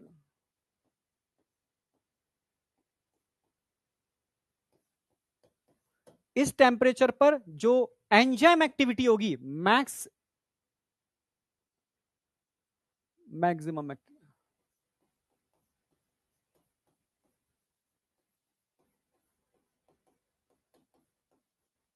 Maximum activity होगी ऑप्टिमम टेम्परेचर पर। ठीक है, ऑप्टिमम टेम्परेचर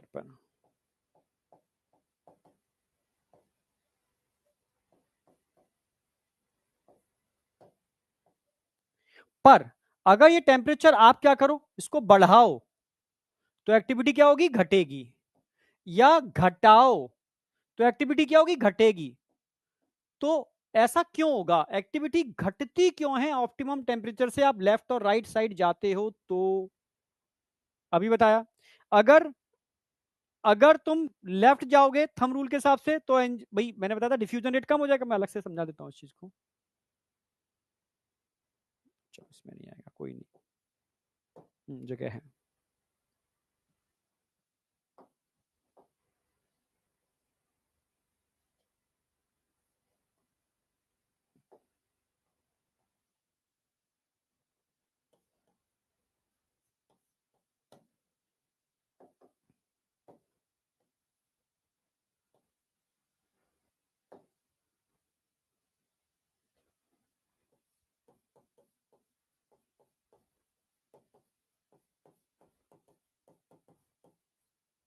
पर अगर टेम्परेचर मैं कम करता हूं, यहां से टेम्परेचर कम करता हूं तो क्या होगा, टेम्परेचर बढ़ाता हूं तो क्या होगा, दो केस आ रहे हैं, ठीक है। इंक्रीज टेम्परेचर, अब मैं कंसेप्ट के साथ बता रहा हूं, डिक्रीज टेम्परेचर।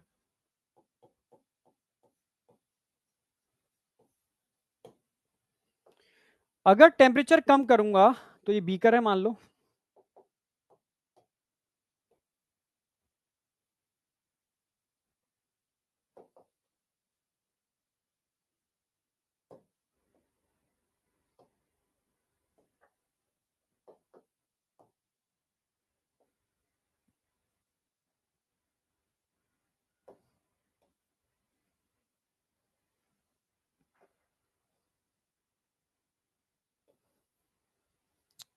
अरे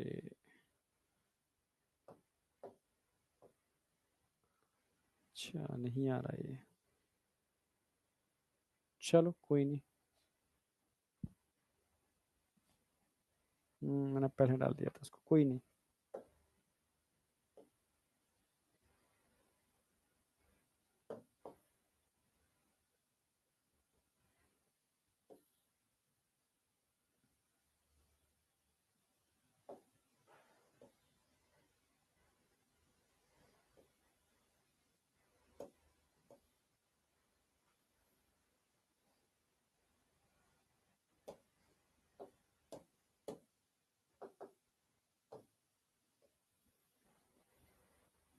ये सारे एंजाइम पड़े हुए हैं।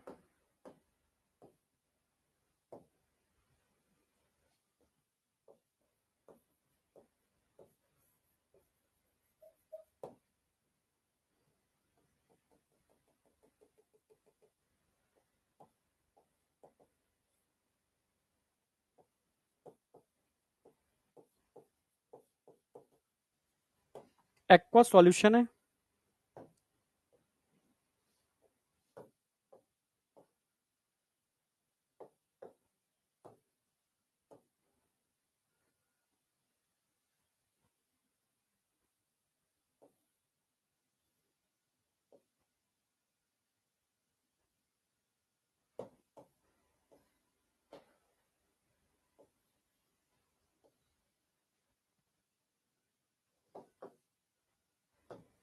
ये सब सबस्ट्रेट हैं, अरे यार, ऑल आर सबस्ट्रेट।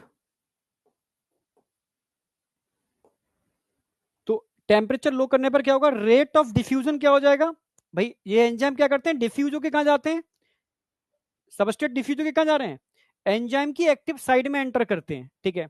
तो अगर टेम्परेचर कम कर दूंगा तो उससे क्या होने वाला है, इससे रेट ऑफ डिफ्यूजन डिक्रीज हो जाएगा, डिक्रीज रेट ऑफ डिफ्यूजन। यानी अगर, समझना मेरी बात, अगर मैं टेम्परेचर कम कर दूंगा तो एंजाइम की एक्टिविटी कम हो जाएगी क्योंकि रेट ऑफ डिफ्यूजन कम हो जाएगा। क्लियर है बिल्कुल। लिखता हूं,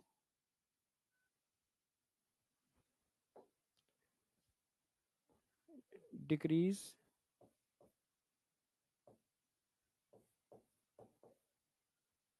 या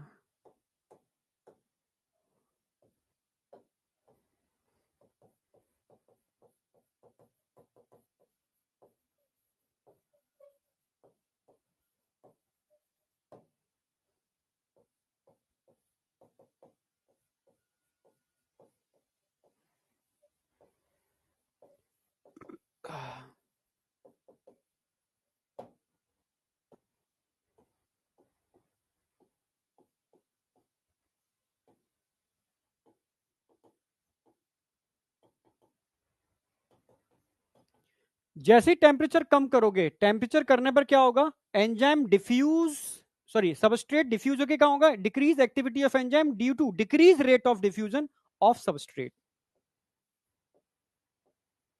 सबस्ट्रेट का रेट ऑफ डिफ्यूजन कम हो जाएगा, इसीलिए फ्रिज में जब तुम कोई चीज रख देते हो तो खराब नहीं होती। क्यों नहीं खराब होती, इसलिए नहीं खराब होती,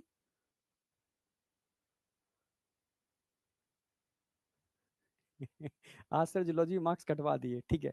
अभी हार जाओगे कोई दिक्कत नहीं है, मेन अखाड़े में जीतना है, अभी मजबूत हो जाओ, ठीक है। नहीं तो जियोलॉजी का पेपर मैं पुद्दू सा भी बना सकता हूँ, ठीक है। हाँ, तो तुम्हें तो लगेगा वाह वाह मजा आ गया, मैंने पूरा पेपर कर लिया, पर जब असली वाला अखाड़ा आएगा ना तो वहां गिरोगे। इसलिए कोई दिक्कत नहीं है, टिपिकल क्वेश्चन आ रहे हैं तो मजबूत तुम्हें करने के लिए आ रहे हैं, थोड़ा मजबूत बनना है, ठीक, कमजोर नहीं बनना।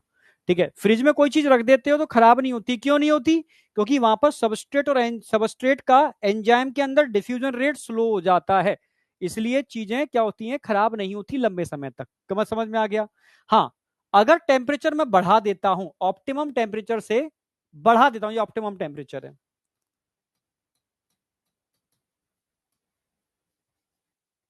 ये ऑप्टिमम टेम्परेचर है, बॉडी टेम्परेचर जो था ऑप्टिमम टेम्परेचर है।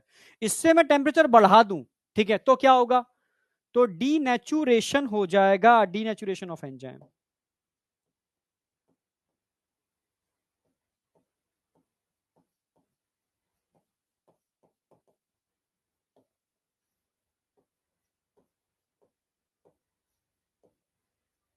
डीनेचुरेशन में क्या होता है, break down of non covalent interaction.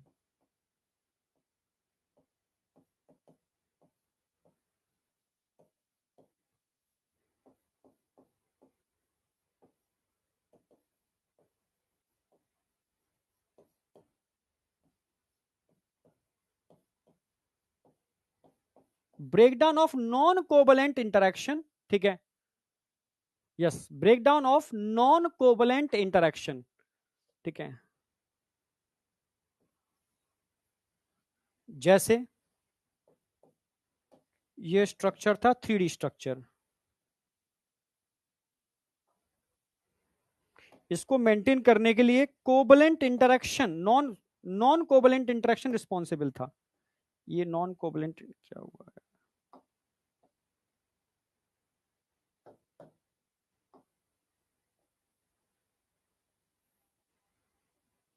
इसकी वजह से स्ट्रक्चर ये मेंटेन था, नॉन कोवलेंट, ठीक है, इसकी वजह से मेंटेन था।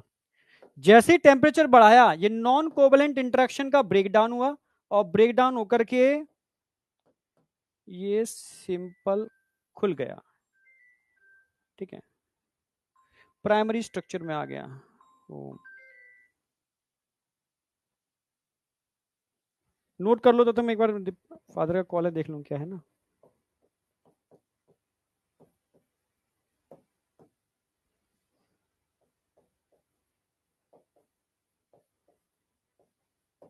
Primary structure convert into tertiary structure.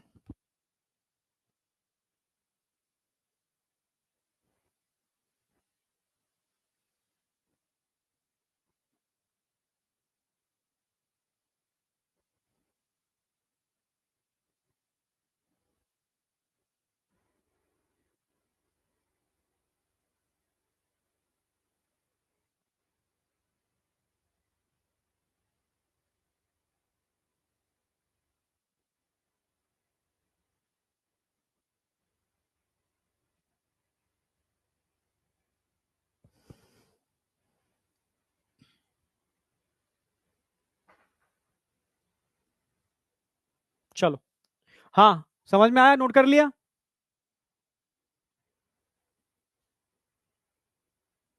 Target वाले रिवीजन का प्लानर मैं दिवाली से पहले दे दूंगा आपको, यस, दिवाली से पहले आपको प्लानर मिल जाएगा, और दिवाली के बाद मैं स्टार्ट करा दूंगा, बिल्कुल, है ना। दिवाली से पहले ही मैं प्लानर दे दूंगा आपको पूरा, कि 1.5 महीने के अंदर आपको टारगेट बेस कैसे काम करना है, और दिवाली के बाद मैं आपका रिवीजन स्टार्ट कर दूंगा, ठीक है। हाँ, मतलब टारगेट देना स्टार्ट कर दूंगा, वो एक अलग, एक नई स्ट्रेटेजी है, ठीक है, बिल्कुल अलग तरीके से डिजाइन किया है मैंने पूरा, ठीक है, मैं बता दूंगा आपको।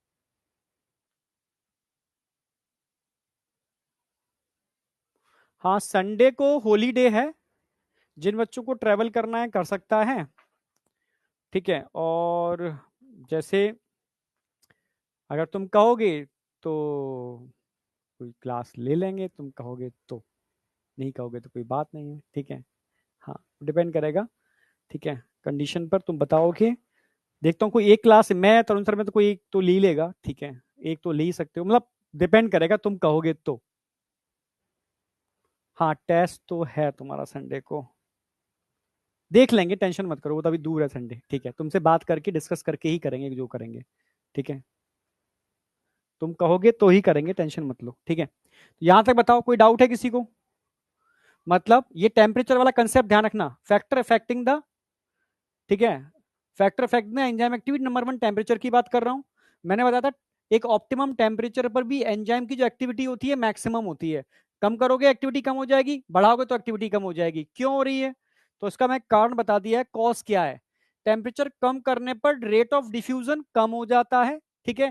टेम्परेचर बढ़ाने पर जो नॉन कोवलेंट इंटरेक्शन होता है, समझ रहे हो, ये नहीं, non covalent interaction 3D structure में होते हैं, वो टूट जाते हैं, ब्रेक डाउन हो जाता है, ठीक है, और प्राइमरी स्ट्रक्चर में कन्वर्ट हो जाता है, ये आपका टर्शरी स्ट्रक्चर।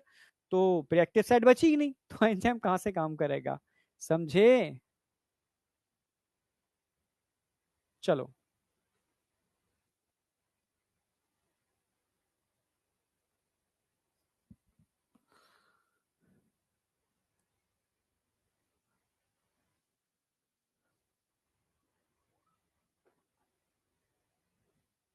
चलो बहुत समझ में आ गया ये संकल्प। स्टूडेंट क्या लिख रहा है?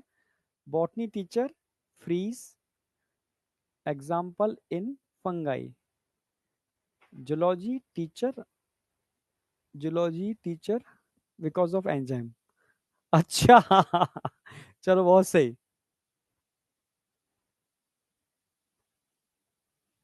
ठीक है। फादर की हेल्थ ठीक है, चल रहा है प्रोसेस, ठीक है। यहां तक कोई डाउट है? चलो नेक्स्ट, आगे बढ़ रहा हूं मैं। अब बात करते हैं, अच्छा एक और रह गया यार, से थर्ड कैसे आ गया, टेम्परेचर पीएच। अब बात करता हूं पीएच की।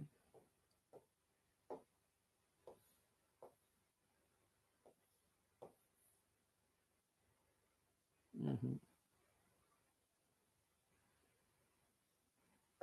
तो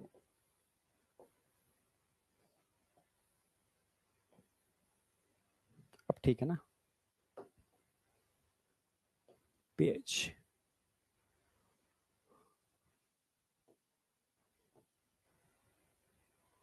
अगर मैं पीएच की बात करता हूं नंबर 2, अगर मैं पीएच की बात करता हूं तो आप जानते हो पीएच का बहुत जबरदस्त इफेक्ट होता है एंजाइम एक्टिविटी के ऊपर।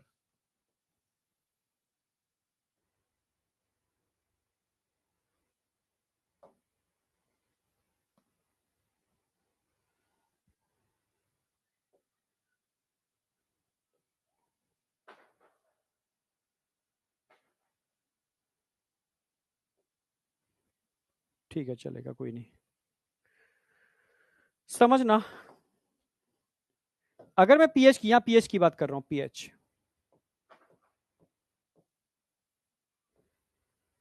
क्या, एंजाइम एक्टिविटी,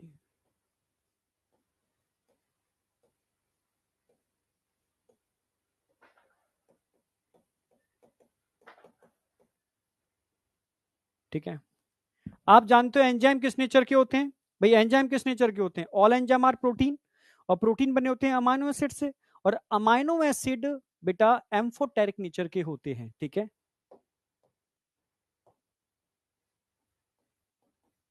ऑल, मोस्टली लिख देता हूं, ऑल में दो और आ जाएंगे,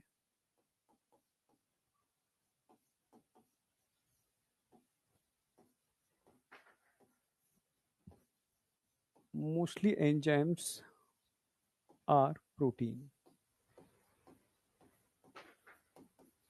पहला।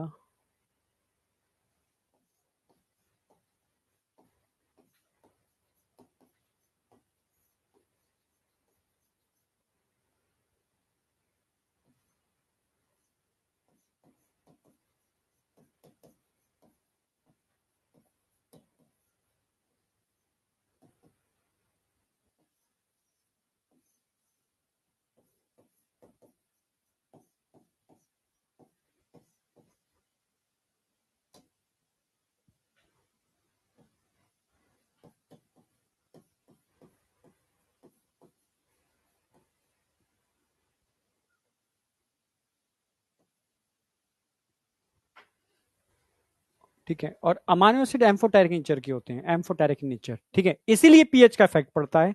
कॉज तुम्हें समझ में आ गया होगा। पीएच की बात करता हूं, यहां मान लो न्यूट्रल है 7, पीएच है 7। ऊपर बढ़ेंगे तो यहां पर आप समझ गए होगे 8 पीएच होगी, यहां पर 9 होगी, यहां पर 10 कर देता हूं, आगे बढ़ाते चले जाओ। नीचे लेके आएंगे, ठीक है, तो यहां पर पीएच 6 हो जाएगी, यहां पर 5 हो जाएगी, यहाँ 4 हो जाएगी, ठीक है, समझ गए हो गया ना। यहाँ मान लो पीएच 1 है, ठीक है, डैश डैश डैश कर दिया मैंने। आप जानते हो अगर डाइजेस्टिव प्रोसेस की बात करूं,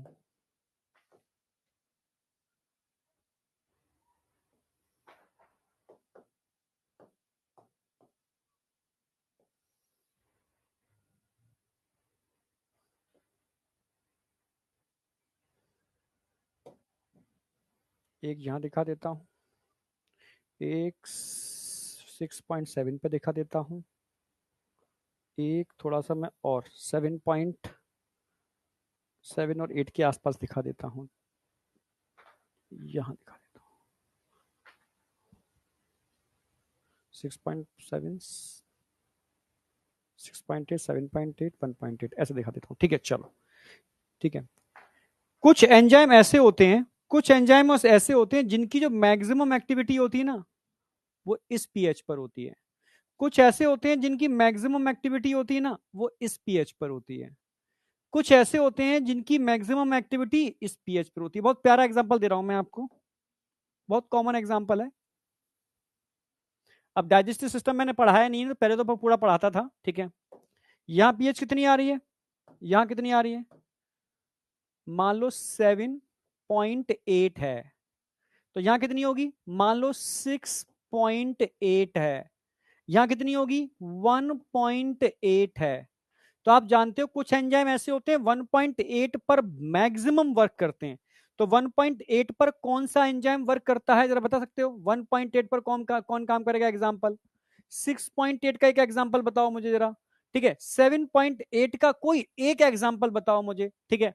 तो 1.8 पर आप जानते हो पेट के अंदर जबरदस्त एसिडिक मीडियम होता है, समझ रहे हो, ठीक है। कैंसर सीरीज बेटा मैं लेकर के आ रहा हूं, ठीक है, एक नए मतलब अपने ही चैनल पर, जो मेरा अपना चैनल है, ठीक है।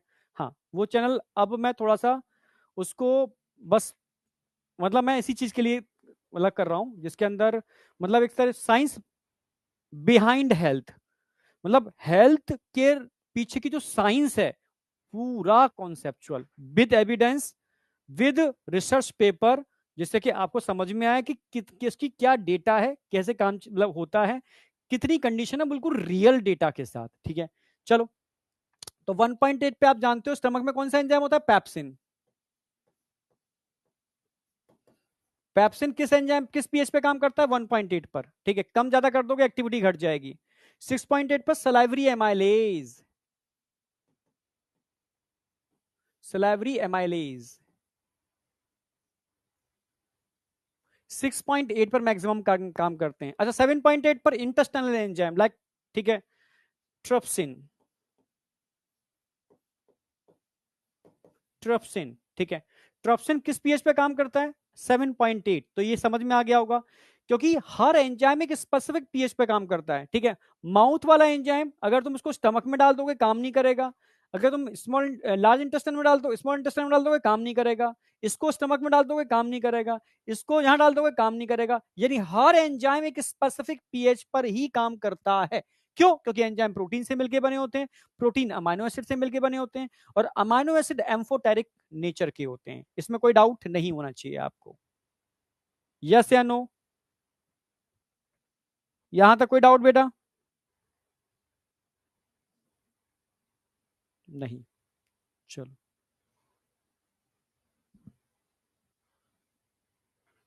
कौन है भाई टीटू सिंह,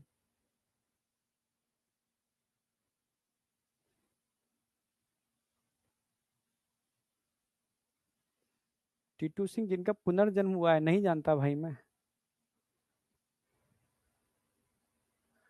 पीएच पर भी एक्सपेरिमेंट वहीं डलेगा, वहीं उसी चैनल पर आ जाएगा, ठीक है। पीएच की पूरी सीरीज है यार, पीएच का खेल अल्टीमेट है, वो आपके लिए तो बहुत जरूरी है, समझना होगा पीएच को। पीएच पीएच अपने में ही पूरी साइंस है, पीएच पूरी साइंस है, पूरी साइंस। मतलब पीएच पर मैं 100 लेक्चर भी लेके आऊं तो वो कम है, लेके आऊंगा उसकी पूरी सीरीज, टेंशन मत करो, ठीक है, उसी पर आएगी। पर अभी पहले थोड़ा सा मेरा टारगेट है कि 11th पूरा करा दूं, 11th का रिवीजन स्टार्ट करा दूं तुम्हारा, और 12th और चालू हो जाए। तो ये तो पार्ट टाइम है, तुम्हें चीजें नॉलेज के लिए और तुम्हारी हेल्थ के लिए बहुत जरूरी है। फिर तुम्हें इतनी अवेयरनेस हो जाएगी, तुम अगर कुछ भी खा रहे हो पी रहे हो, तुम्हें सब कुछ नजर आएगा, उसके मॉलिक्यूल्स, उसकी पीएच, उसकी पूरी रिएक्शन मैकेनिज्म, हर चीज, ठीक है, कैसे इनटेक करनी है, ठीक है।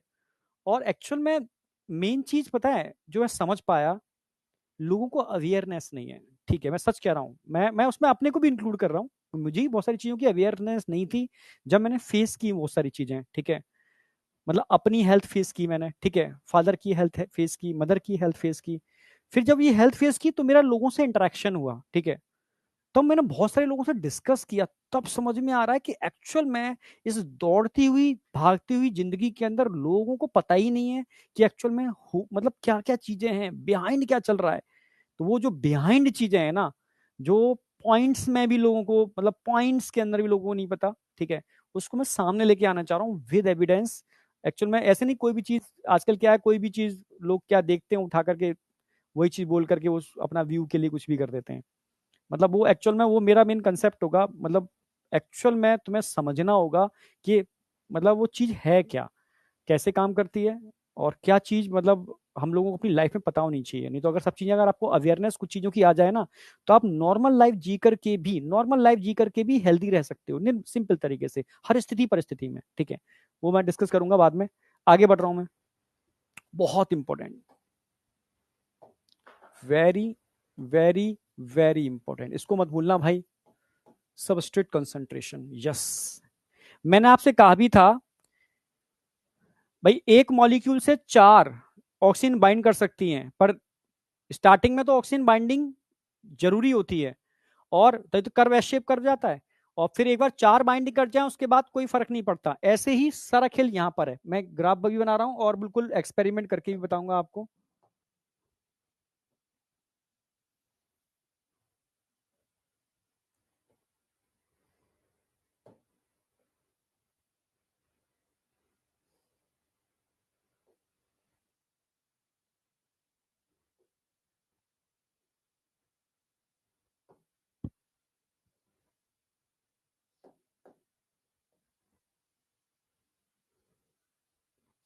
समझना, इस चीज को बहुत अच्छी तरीके से समझना पड़ेगा आपको। याद हो मैंने आपको एक ग्राफ बना के दिखाया था ऑक्सीजन हीमोग्लोबिन डिसोसिएशन कर्व का,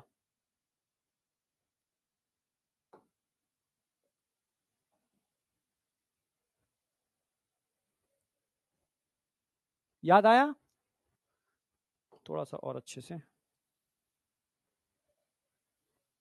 हम्म, अब ठीक है।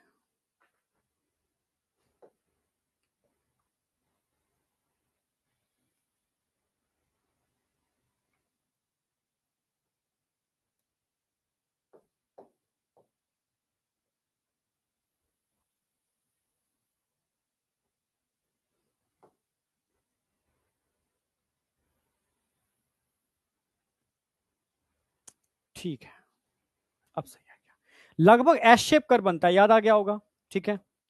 इसके बाद ये स्टेबल हो जाएगा यहां से, और ये हो गया स्टेबल, स्टेबल।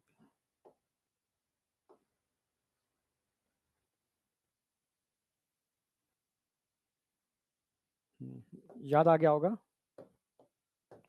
और मैंने बोला भी था, बस यहां के बाद अब ये आगे नहीं बढ़ेगा कर्व, ठीक है। ये वही, यहां मैं क्या दिखा रहा हूं, सबस्ट्रेट कंसंट्रेशन,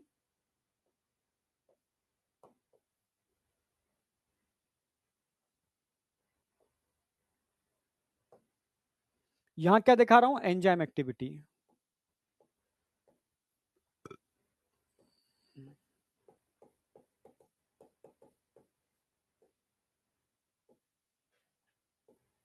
समझना,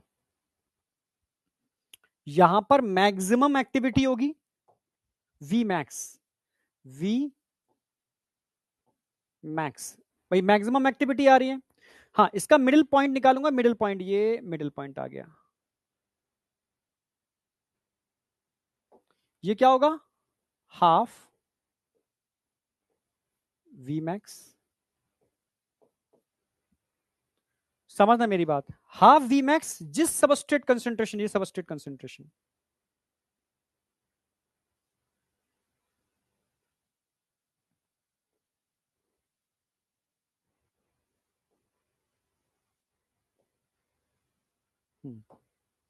इसको क्या बोलेंगे, के एम। के एम, के एम का मतलब होता है, के एम वैल्यू क्या होती है, it is the concentration of substrate at, ठीक है, हाफ मतलब हाफ ऑफ वी मैक्स, सब कंसंट्रेशन ऑफ सबस्ट्रेट। आप क्या कर रहे हो यहाँ, सबस्ट्रेट कंसंट्रेशन बढ़ाते जा रहे हो, बढ़ाते जा रहे हो, बढ़ाते जा रहे हो, तो एंजाइम की एक्टिविटी बढ़ती जा रही है, बढ़ती जा रही है। और एक कंडीशन ऐसी आएगी जहां उसके बाद सबस्ट्रेट कंसंट्रेशन बढ़ा भी दोगे ना, तो वी मैक्स से ऊपर कहानी नहीं जाएगी, बिल्कुल एस शेप कर्व जो मैंने आपको बताया था, ठीक है, ऑक्सीजन हीमोग्लोबिन डिसोसिएशन कर्व में, सेम वही यहां पर आ रहा है, ठीक है।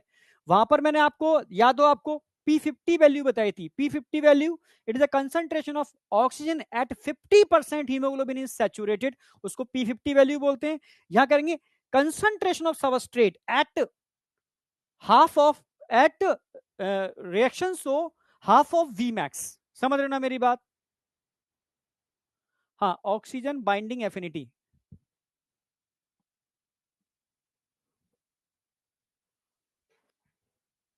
हाँ पैरा, ऐसे, लगभग ऐसे ही बनता है, ठीक है, पैराबोला दिखा सकते हो आप उसको अकॉर्डिंग टू एनसीईआरटी, ठीक है।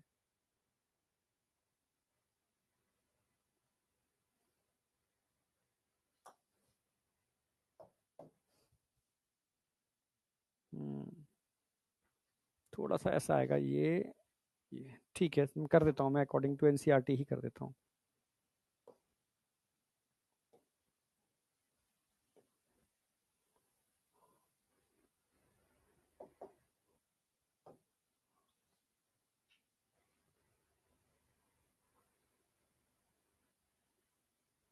अरे यार तुम,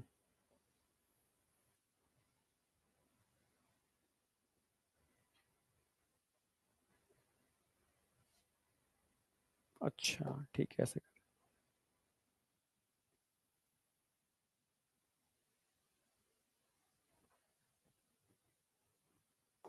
यार, ठीक है।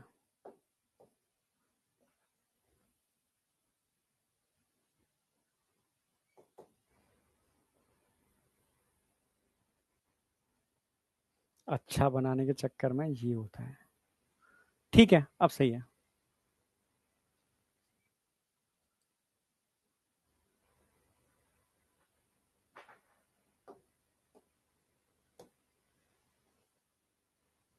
चलो उसको कर लेंगे थोड़ा सा आगे पीछे।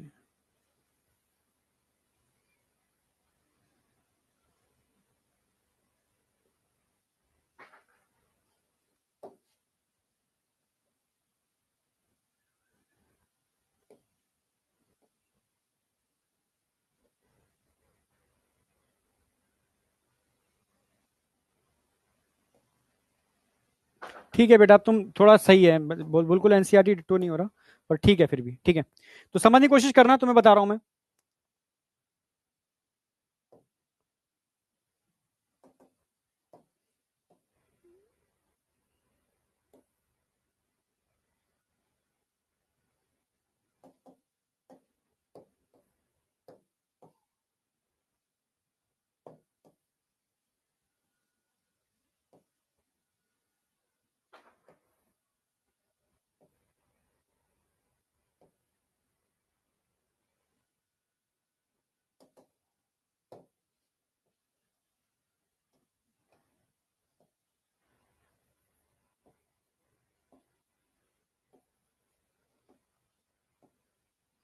देखो, ये एक रिएक्शन मैकेनिज्म चल रही है,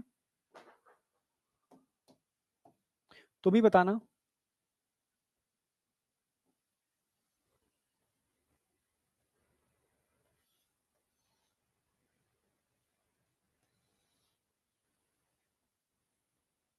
एक फनल है, और फनल में ढेर सारे मेरे पास क्या है, यहां पर सबस्ट्रेट,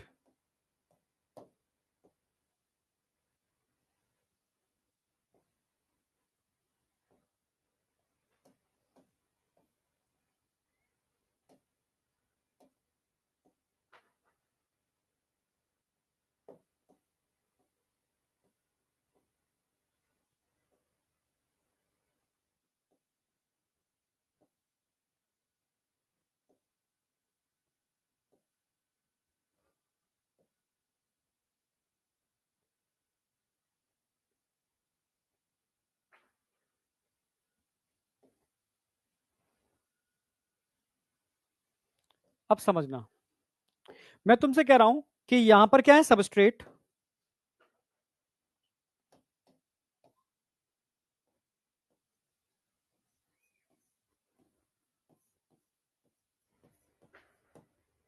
ये सब क्या है बेटा, एंजाइम।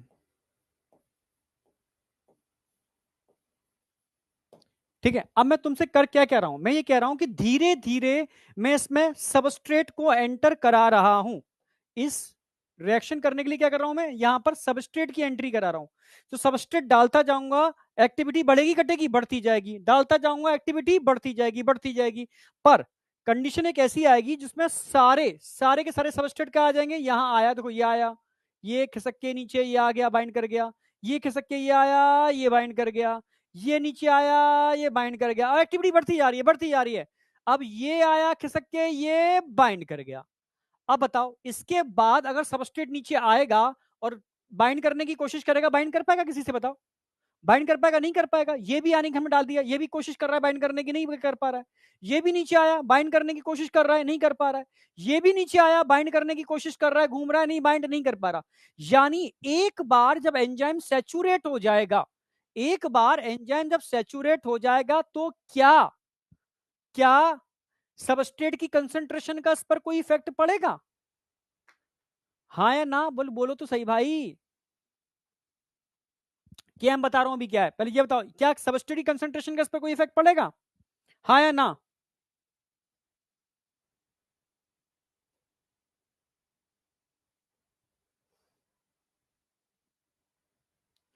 हाँ या ना? अगर मैं ये सबस्ट्रेट कंसंट्रेशन बढ़ाता जा रहा हूं, अरे यार, सबस्ट्रेट कंसंट्रेशन बढ़ाता जा रहा हूं, बढ़ाता जा रहा हूं, बढ़ाता जा रहा हूं, ठीक है। तो यहां क्या है, ये क्या है, ये क्या है, अगर मैं if increase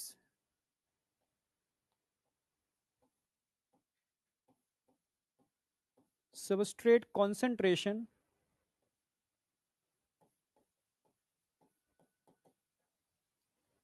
increase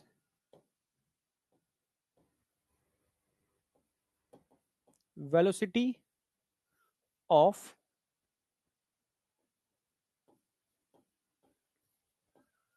enzyme reaction, ठीक है, बढ़ती जा रही है, देखो बढ़ती जा रही है, बढ़ती जा रही है, बढ़ती जा रही है, बढ़ती जा रही है, बढ़ रही है ना? ठीक है, अब कंडीशन लिख रहा हूं, यहां तक कोई डाउट है? वेलोसिटी बढ़ती जा रही है, बढ़ती जा रही है ना? अगर मैं तुमसे कहूं आफ्टर 100% सेचुरेशन, समझना,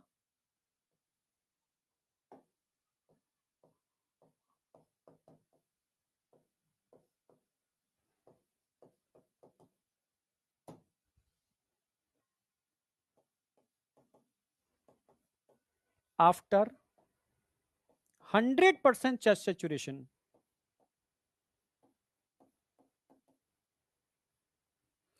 जब 100% सेचुरेशन हो जाएगा, ठीक है, if increase substrate concentration, if increase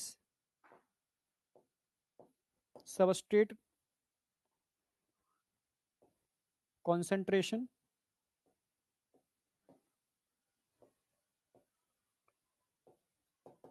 velocity क्या हो जाएगी, कांस्टेंट हो जाएगी, कांस्टेंट हो जाएगी, अनचेंज हो जाएगी, कोई चेंज नहीं होगा उस पर।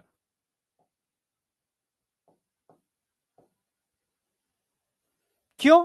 क्योंकि 100% सेचुरेशन हो चुका है, 100% सेचुरेशन हो चुका है, उसके बाद सबस्ट्रेट बाइंड ही नहीं कर पाएगा एंजाइम के साथ। आप समझ पा रहे हो मेरी बात? उसके बाद सबस्ट्रेट एंजाइम के साथ बाइंड ही नहीं कर पाएगा। समझ रहे हो? ये सबस्ट्रेट एंजाइम के साथ बाइंड ही नहीं कर पाएगा। समझ में आया नहीं आया? दो चीज समझ में आ गई होंगी। तो अब केएम क्या होता है? KM, it is a concentration of substrate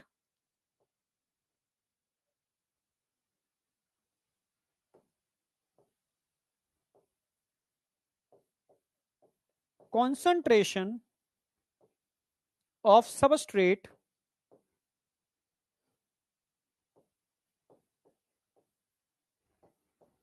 at at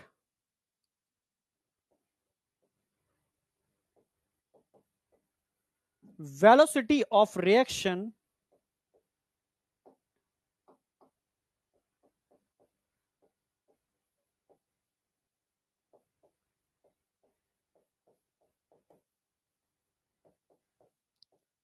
half of Vmax. Maximum velocity की जो आधी वेलोसिटी जिस सबस्ट्रेट कंसंट्रेशन पर होती है उस सबस्ट्रेट कंसंट्रेशन को हम क्या बोलते हैं? Km value. अब बताओ, अब बताओ यहां तक समझ में आई या नहीं आई? इसको हम Km वैल्यू बोलते हैं. यहां तक किसी को कोई डाउट?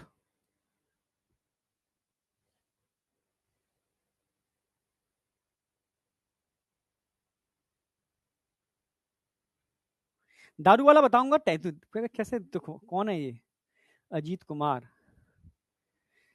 बेटा दारू वाला बताऊंगा, अभी रुक जाओ, उसी पर आ रहा हूं मैं. ठीक है, तो वो इनिबिटर में आएगा ना. तो तीन चीज समझ में आ गई. यहां तक कोई डाउट है किसी को? मतलब समझ में आया नहीं आया अच्छी तरीके से? मतलब सिंपल सी बात है, मैं सबस्ट्रेट डालता जा रहा हूं पर एक बार सेचुरेशन हो गया उसके बाद क्या सबस्ट्रेट कंसंट्रेशन को कोई इफेक्ट आएगा? नहीं आएगा. आपकी वीमैक्स कांस्टेंट हो गई. वीमैक्स कांस्टेंट हो गई आपकी. ठीक है, आगे आ जाओ. कल नया चैप्टर चालू करूंगा चाहे जो भी हो. कल नया चैप्टर चालू करूंगा. लास्ट है inhibitor. Again very important. Inhibitor समझते हो? अगर मैंने बताया ना, चार फैक्टर हैं जो एंजाइम की एक्टिविटी पर असर डालते हैं. पहला तो मैंने बताया आपको क्या? ठीक है, टेम्परेचर, पीएच, सबस्ट्रेट कंसंट्रेशन. अगर रिएक्शन में आपने इनिबिटर भी डाल दिए तो उसका भी असर होता है. तो इनिबिटर भी तीन टाइप के होते हैं. पहला बताऊंगा मैं कॉम्पिटेटिव इनिबिटर. दूसरा मैं बताऊंगा नॉन कॉम्पिटेटिव इनिबिटर. ठीक है, और तीसरा बताऊंगा मैं आपको यहां पर एलोस्ट्रिक मॉड्यूलेटर, या इसको फीडबैक इनिबिटर भी कहते हैं, जो ग्लाइकोलिसिस सारी मेटाबॉलिक रिएक्शन चल रही है उसमें देखने को मिलते हैं. ठीक है, मैं अक्सर कर बोलता भी हूं. ठीक है, तो अब सबसे पहले मैं बात करूंगा यहां पर कॉम्पिटेटिव इनिबिटर. कॉम्पिटेटिव इनिबिटर का मतलब है, जैसे समझो, ऐसे समझो यार, ये बहुत जल्दी वाले टॉपिक नहीं है, ये बहुत मतलब मजे वाले टॉपिक है, समझाने वाले टॉपिक है. कॉम्पिटेटिव इनिबिटर की बात करता हूं.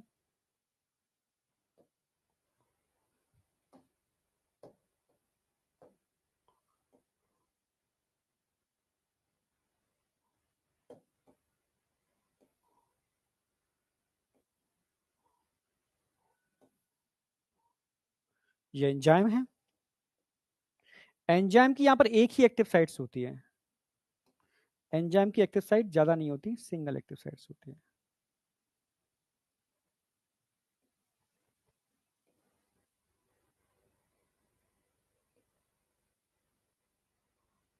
ये एंजाइम पड़े हुए हैं, एंजाइम की एक्टिव साइट्स है.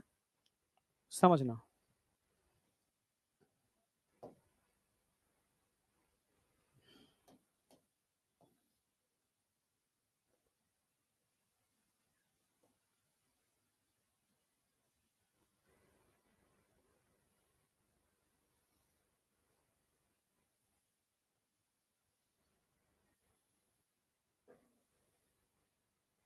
फनल है.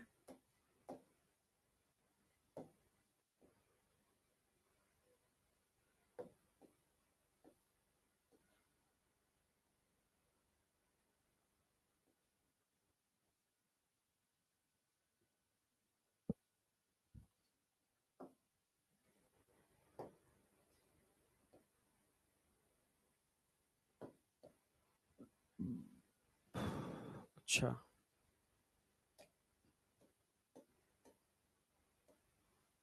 ठीक है. अब समझो मेरी बात. अब यहां पर क्या है, दो तो सबस्ट्रेट हैं. ये सबस्ट्रेट है, ये भी सबस्ट्रेट है, ये इनहिबिटर है, ये इनहिबिटर है. समझना, दो इनहिबिटर पड़े हुए हैं, दो सबस्ट्रेट पड़े हुए हैं. ठीक है, एंजाइम मैं इतने सारे ना दिखाऊं, इनको भी मैं क्या करूं, बाहर निकालो. अरे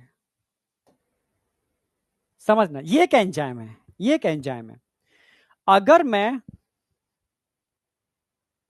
एक और दिखा दूं,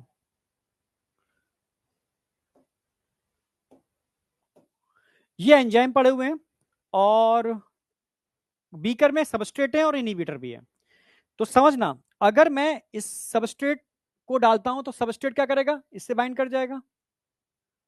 ये सबस्ट्रेट भी क्या करेगा, इससे बाइंड कर जाएगा। जब सबस्ट्रेट बाइंड कर जाएगा इससे तो रिएक्शन चालू हो जाएगी।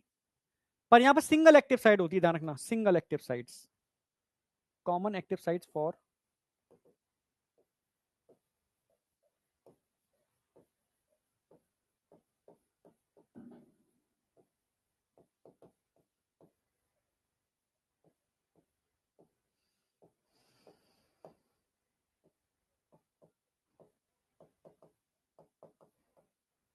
Substrate and inhibitor, common active sites होती है, ठीक है। अगर सबस्ट्रेट से बाइंड किया, ये ऐसे समझो,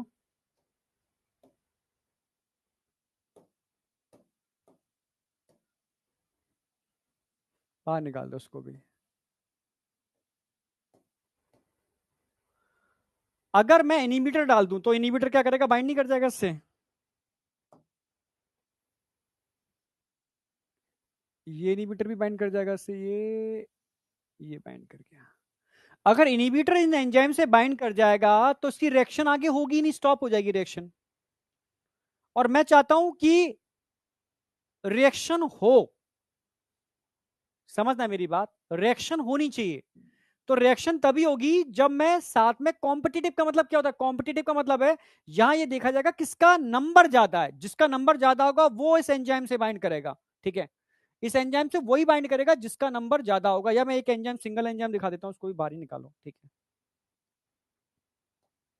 मैं समझाना चाह रहा हूं आपको बहुत अच्छी तरीके से, कोशिश कर रहा हूं।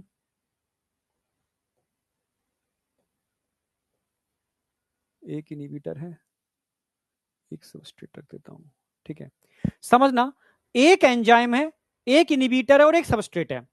अगर इनिबिटर नहीं होता, इनिबिटर नहीं होता तो सबस्ट्रेट बाइंड करता, सबस्ट्रेट बाइंड करता तो क्या होता, रिएक्शन हो जाती। सिंपल सी बात है, समझ में आ गया, क्योंकि एक ही एक्टिव साइड है। अब जैसे मान लो, ये समझना, सारा खेल समझने का यहां पर।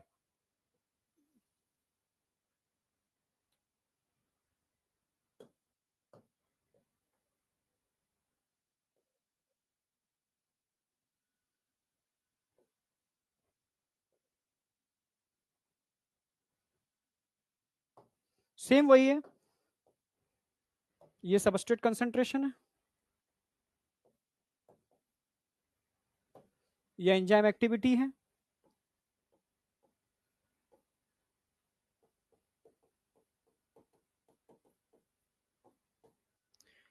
यहां ग्राफ कैसा बन रहा था भाई, ग्राफ ये बन रहा था, ये सीधा ये ग्राफ आ रहा था, ठीक है। इसके हिसाब से जब मैं सिर्फ सबस्ट्रेट डाल रहा हूं, ठीक है, इस सॉल्यूशन से सबस्ट्रेट डाल रहा हूं तो ग्राफ मेरा ऐसा आ रहा है, यानी वी मैक्स,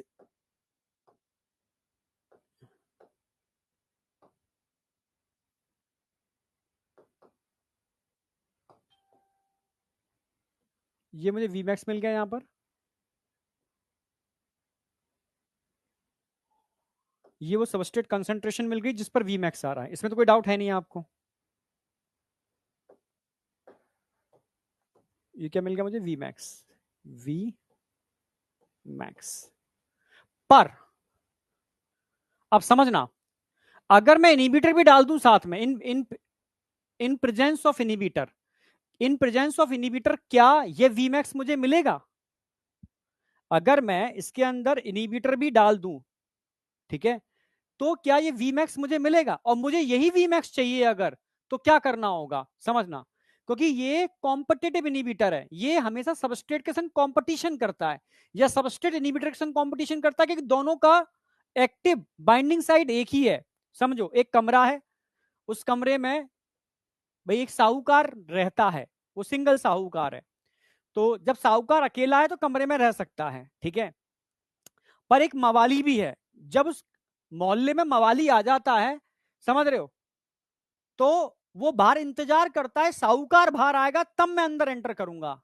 पर उसको अगर साहूकार को बाहर निकालना हो तो क्या करेगा, वो अपने एक दूसरे मवाली को लेकर के आएगा, दोनों मवाली मिलकर के साहूकार पर भारी पड़ जाएंगे, तब साहूकार को निकाल करके बाहर निकाल देंगे। हाँ, अगर साहूकार को उस कमरे में वापस एंटर करना है तो अपने दो साहूकारों को और लेकर के आएगा, उस मवाली पे भारी पड़ जाएंगे। जिसका नंबर ज्यादा होगा, जिसका नंबर ज्यादा होगा वही उस कमरे में एंटर कर पाएगा, मतलब इस एक्टिव साइट से बाइंड कर पाएगा। ठीक है, तो अगर मैं इनहिबिटर का नंबर बढ़ा दूं, यहां पर जरा बताओ, अगर मैं इनहिबिटर का नंबर बढ़ा दूं, यहां पर इनहिबिटर का नंबर क्या कर दिया मैंने, इंक्रीज कर दिया। अब बताओ, जब मैं इनहिबिटर का नंबर इंक्रीज कर दूंगा तो क्या सबस्ट्रेट की बाइंडिंग होगी? नहीं होगी सबस्ट्रेट की बाइंडिंग। उस समय बाइंडिंग किसकी होगी? सबस्ट्रेट की बाइंडिंग नहीं होगी। उस समय बाइंडिंग किसकी होगी? बाइंडिंग इनहिबिटर की हो जाएगी। जिसका नंबर ज्यादा वही बाइंड करेगा, जिसका नंबर ज्यादा वही बाइंड करेगा। पर मैं चाहता हूं सबस्ट्रेट बाइंड करे, तो सबस्ट्रेट क्या काम करेगा? अपने दोस्तों को बुला के लाएगा, भाई ये दो हैं, तू भी दो आ जा, तो दो और मिल जाएंगे, तो कितने सबस्ट्रेट हो गए? तीन। ये तीन सबस्ट्रेट इस इनहिबिटर पर भारी पड़ जाएंगे और फिर इनहिबिटर को बाहर निकालेंगे, खुद बाइंड कर जाएंगे। मेरी बात समझ रहे हो? यानी यहां कंपटीशन होता है, जिसका नंबर ज्यादा होगा वो बाइंड करेगा, जिसका नंबर कम होगा वो बाइंड नहीं करेगा। समझे या नहीं समझे मेरी बात? यहां तक कोई डाउट? अगर मतलब सिंपल सी बात है, ठीक है, एक सिंगल बाइंडिंग साइट है ना, अगर इनहिबिटर बाइंड करता है, इनहिबिटर बाइंड करता है तो क्या होगा? वी मैक्स 0 हो जाएगा। पर अगर सबस्ट्रेट बाइंड कर जाता है, सबस्ट्रेट बाइंड कर जाता है इस एक्टिव साइट से, तो यहां पर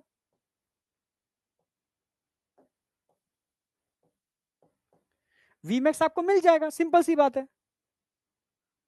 हाँ, सबस्ट्रेट बाइंड करेगा तो प्रोडक्ट बनेगा ना, सबस्ट्रेट बाइंड करेगा तो प्रोडक्ट बनेगा, और प्रोडक्ट बनेगा तो यहाँ वीमैक्स आपको मिल जाएगा। सिंपल सी बात है। हाँ, इनहिबिटर बाइंड करेगा तो वीमैक्स 0, क्योंकि प्रोडक्ट तो बनेगा नहीं। सिंपल सी बात है। और बाइंड वो करेगा जिसका नंबर ज्यादा होगा, क्योंकि कॉम्पिटेटिव इनहिबिटर है। तभी तो मैंने कहा, जैसे आप किसी ने मिथनॉल पी ली, मिथनॉल पी ली और मिथनॉल पी के झूम रहा है, बस तुम क्या करो, फटाफट प्योर इथेनॉल लेकर के आओ कहीं से। ठीक है, प्योर इथेनॉल पिला दो उसको, डबल मिथनॉल का डबल, तो कॉम्पिटेटिव इनहिबिटर है मिथनॉल, इथेनॉल। ठीक है, तो मिथनॉल को इथेनॉल निकालेगा, खुद बाइंड कर जाएगा, सही हो जाएगा और झूमना चालू कर देगा। पर करना मत ऐसे, ठीक है, समझ रहे हो? किसी को मिथनॉल पीने मत देना, ठीक है। पर एक तरीका है बचाने का, अगर कोई मिथनॉल पॉइजनिंग कहीं दिख रही है तो प्योर इथेनॉल पिला दो उसको। ठीक है, प्योर इथाइल एल्कोहल पिला दो, बच जाएगा। समझे? तो बताओ वीमैक्स यहां पर मिलेगी नहीं मिलेगी? यस, वीमैक्स ये रही, ये इसकी वीमैक्स आ गई।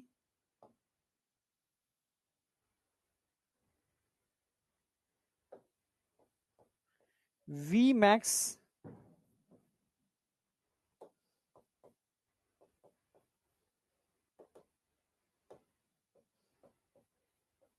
इन absence of inhibitor.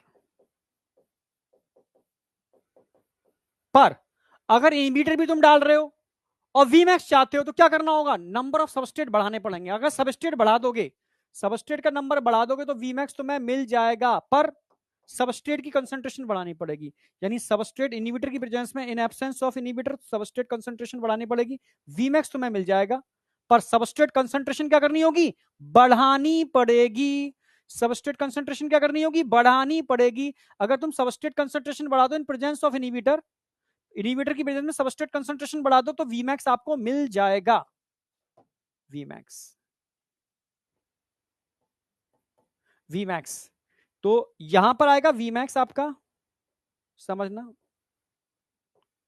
VMAX in in presence of inhibitor, in presence of inhibitor. Inhibitor की प्रेजेंस में आपको वीमैक्स मिल गया, यानी अगर कॉम्पिटेटिव इनहिबिटर के केस में वीमैक्स तो आपको मिल जाएगा, पर सबस्ट्रेट कंसंट्रेशन आपको बढ़ानी पड़ेगी। उसमें केएम वैल्यू क्या होगी जरा बताओ? बढ़ेगी घटेगी? केएम वैल्यू बढ़ेगी या घटेगी? केएम वैल्यू बढ़ जाएगी, बस ये ध्यान रखना, केएम वैल्यू बढ़ेगी। तो ये दो बातें ध्यान रखनी। डायरेक्ट क्वेश्चन मिलेगा आपको, कॉम्पिटेटिव इनहिबिटर के केस में वीमैक्स तो आपको कांस्टेंट ही रहेगा, वीमैक्स में कोई चेंज नहीं आएगा। डायरेक्ट क्वेश्चन आपको इस लाइन में मिलेगा, वीमैक्स वी मैक्स कांस्टेंट रहेगा, पर केएम वैल्यू क्या हो जाएगी, बढ़ जाएगी। कॉम्पिटिटिव इनहिबिटर के केस में वी मैक्स कांस्टेंट रहेगा, पर केएम वैल्यू बढ़ जाएगी, केएम वैल्यू बढ़ जाएगी। मेरी बात समझे नहीं समझे? यानी अगर इस बीकर के अंदर एंजाइम पड़ा हुआ है, आप खाली सबस्ट्रेट डालोगे तो वीमैक्स मिल जाएगा, प्रोडक्ट कन्वर्ट हो जाएगा। पर आपने इनहिबिटर डाल दिया तो आपको वीमैक्स लाने के लिए इनहिबिटर से ज्यादा सबस्ट्रेट डालने पड़ेंगे, तो आपको वीमैक्स मिलेगा। वीमैक्स उतना ही मिल जाएगा आपको, पर सबस्ट्रेट कंसंट्रेशन पहले वीमैक्स यहां रही थी, अब यहां पर आएगी। तो सबस्ट्रेट कंसंट्रेशन बढ़ा दिया आपने, वीमैक्स मिल गया, तो केएम वैल्यू पहले यहां आ रही थी, अब केएम वैल्यू कहां आएगी, यहां पर आएगी। समझे मेरी बात? तो केएम वैल्यू आपकी, अच्छा वी मैक्स मैंने लिख दिया यहां पर, ठीक है।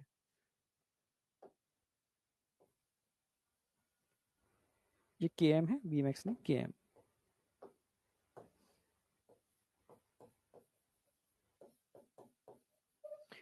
ठीक है, केएम ध्यान रखना, increase in presence of inhibitor KM बढ़ जाएगा, in absence of inhibitor KM कम हो जाएगा। ठीक है, तो KM increase in presence of inhibitor,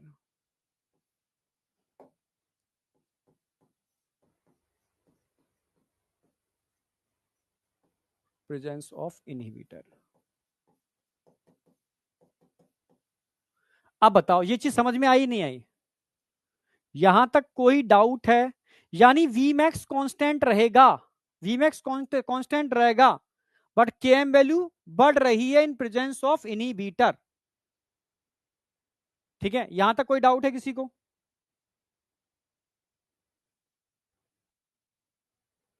चलो एग्जाम्पल मैं बता देता हूं उसके, मिथनॉल पॉइजनिंग अच्छा एग्जाम्पल है।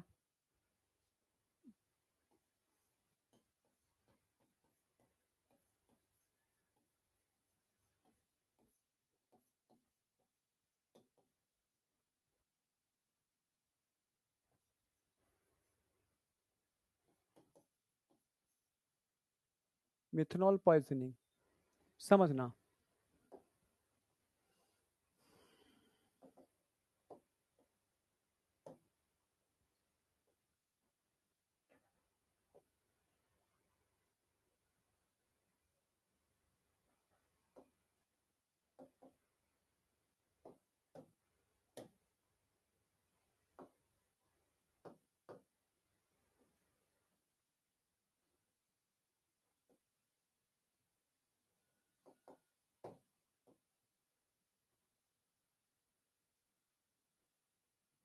देखो हम बात कर रहे हैं मेथनॉल पॉइजनिंग की। ठीक है, डायग्राम ड्रॉ कर लो। ठीक है,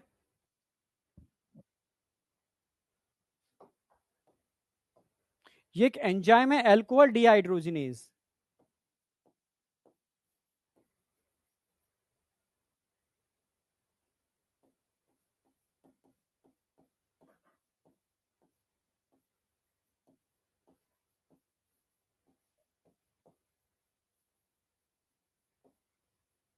कहां पर होता है, लिवर के अंदर। अगर मैं आपको मिथनॉल पिलाता हूं, मिथनॉल,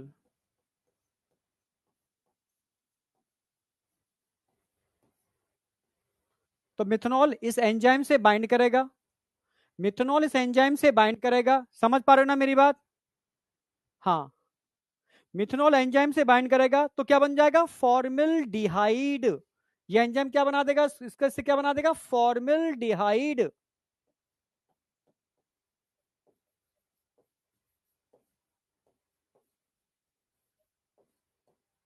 ठीक है, इट इज अ टॉक्सिक, ये टॉक्सिक होता है। पर अगर आपने मिथनॉल से ज्यादा क्या डाल दिया इसके अंदर, इथेनॉल, इथाइल एल्कोहल, भाई एक बोतल किसी ने मिथनॉल पी लिया तो दो बोतल क्या पिला दो उसको, इथाइल एल्कोहल, तो क्या बन जाएगा, एसीटेल्डिहाइड। ठीक है, आपने इथेनॉल पिला दिया उसको डबल इथाइल एल्कोहल।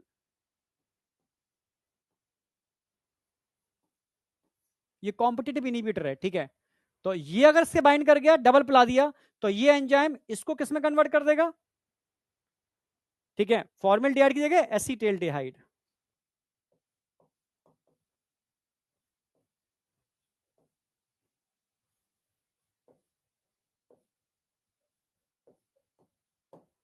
मेरी बात समझ में आई नहीं आई? हाँ, एसिटाल्डिहाइड का फॉर्मेशन हो जाएगा।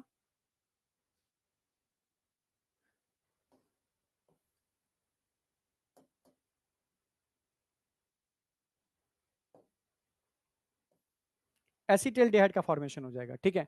तो बस ध्यान रखना, एंजाइम अल्कोहल डिहाइड्रोजनेज लिवर में होता है। अगर आपने मिथनॉल पी लिया तो फॉर्मेल्डिहाइड बन जाएगा, टॉक्सिक होता है। तो यहां पर ये दोनों एक दूसरे के क्या, कॉम्पिटिटिव इनिबिटर। ये क्या है बेटा, आपस में दूसरे के कॉम्पिटिटिव इनिबिटर। ये एंजाइम से बाइंड करेगा। अगर इसका अमाउंट बढ़ा दोगे, इथेनॉल का अमाउंट अगर आपने बढ़ा दिया मिथेनॉल से, तो इसको बाहर निकालेगा, खुद बैठ जाएगा और एसिटाल्डिहाइड बनना चालू हो जाएगा। क्योंकि आपस में कंपटीशन चल रहा है। एक सिंगल एक्टिव साइड होती है, single active side for both,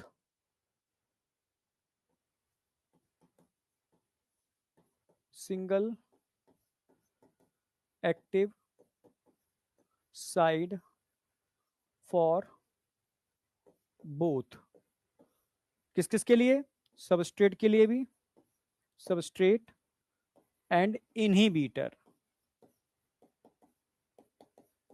जिसका नंबर ज्यादा होगा, जो कंपटीशन में जीतेगा, वो यहां पर बाइंड कर जाएगा। अच्छा, टाइम हो गया, ठीक है। यहां तक समझ में आया नहीं आया? ठीक है, कल नया चैप्टर मैं स्टार्ट कर दूंगा, ठीक है। हाँ, यस, आपके जो भी आगे शेड्यूल में आ रहा है, एनिमल किंगडम आ रहा है शेड्यूल में, या वो आ रहा है, क्या नाम है, structural organisation.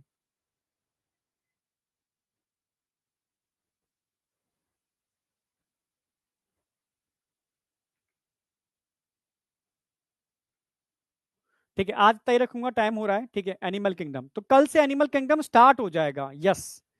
Basis of classification start कर दूंगा, पर चैप्टर कल ही एंड होगा। हाँ, क्योंकि ये थोड़ा समझने वाले टॉपिक हैं। कल इसके मैं बहुत सारे एग्जांपल बताना चाह रहा हूँ। जैसे मतलब मेरी रिपोर्ट में निकला था, ठीक है, मेरी गट में कुछ ऐसे बैक्टीरिया हैं जो, यस, हाँ, कह सकते हो फॉलिक एसिड बहुत ज्यादा बना रहे हैं। तो फॉलिक एसिड कंसंट्रेशन बहुत ज्यादा मिला है, तो उन बैक्टीरिया को मारने के लिए मुझे कुछ दूसरे बैक्टीरिया अंदर भेजने पड़ रहे हैं, ठीक है। कॉम्पिटिटिव इनिबिशन होगा। तो इसके लिए सल्फर ड्रग कैसे मैकेनिज्म करती है, वो कल समझाना चाह रहा हूं मैं आपको, ठीक है। यस, क्रैब साइकिल का भी एग्जांपल देना चाह रहा हूं। मतलब बहुत अच्छी तरीके से ये चीज बहुत समझने वाली है, तो कोई जल्दीबाजी नहीं कर रहे हैं। कल नया चैप्टर मैं चालू कर दूंगा, इसमें छोटा सा क्लासिफिकेशन है, ठीक है, और एक एपो एंजाइम को एंजाइम कंसेप्ट है, वो मैं कल समझा दूंगा आपको, और नया चैप्टर स्टार्ट करूंगा। तो आज मैं इतना ही रखूंगा। जितना मैंने करा दिया है इसको अच्छे से रिवाइज कर लेना, ठीक है। तो मेथनॉल पॉइजनिंग मैंने करा दी है, रिमेनिंग वाला पार्ट मैं कल कराने वाला हूं, ठीक है। यस, ये सारा पार्ट कल होगा, और कल नया चैप्टर मैं स्टार्ट कर दूंगा। तो एक काम करेंगे, नए चैप्टर का हेडिंग नहीं डालूंगा, हेडिंग तो मैं इसी का डालूंगा, क्योंकि नए चैप्टर का अमाउंट कम होगा, इसका अमाउंट ज्यादा होगा, मतलब थोड़ा ज्यादा है। तो कल मतलब चैप्टर स्टार्ट हो जाएगा, पहला लेक्चर चैप्टर का परसों आएगा, ठीक है। इसको सेव कर देते हैं। तो मिलते हैं बेटा, ठीक है, नेक्स्ट क्लास में, यानी कल सेम वही 1:15 बजे, ठीक है, 1:15 पर इस चैप्टर को बढ़िया तरीके से एंड करते हैं, और नया चैप्टर मैं चालू करता हूं, एनिमल किंगडम। ओके, ओके, अब थोड़ा रिलैक्स कर लो, ठीक है। बाय बेटा, बाय बाय बाय।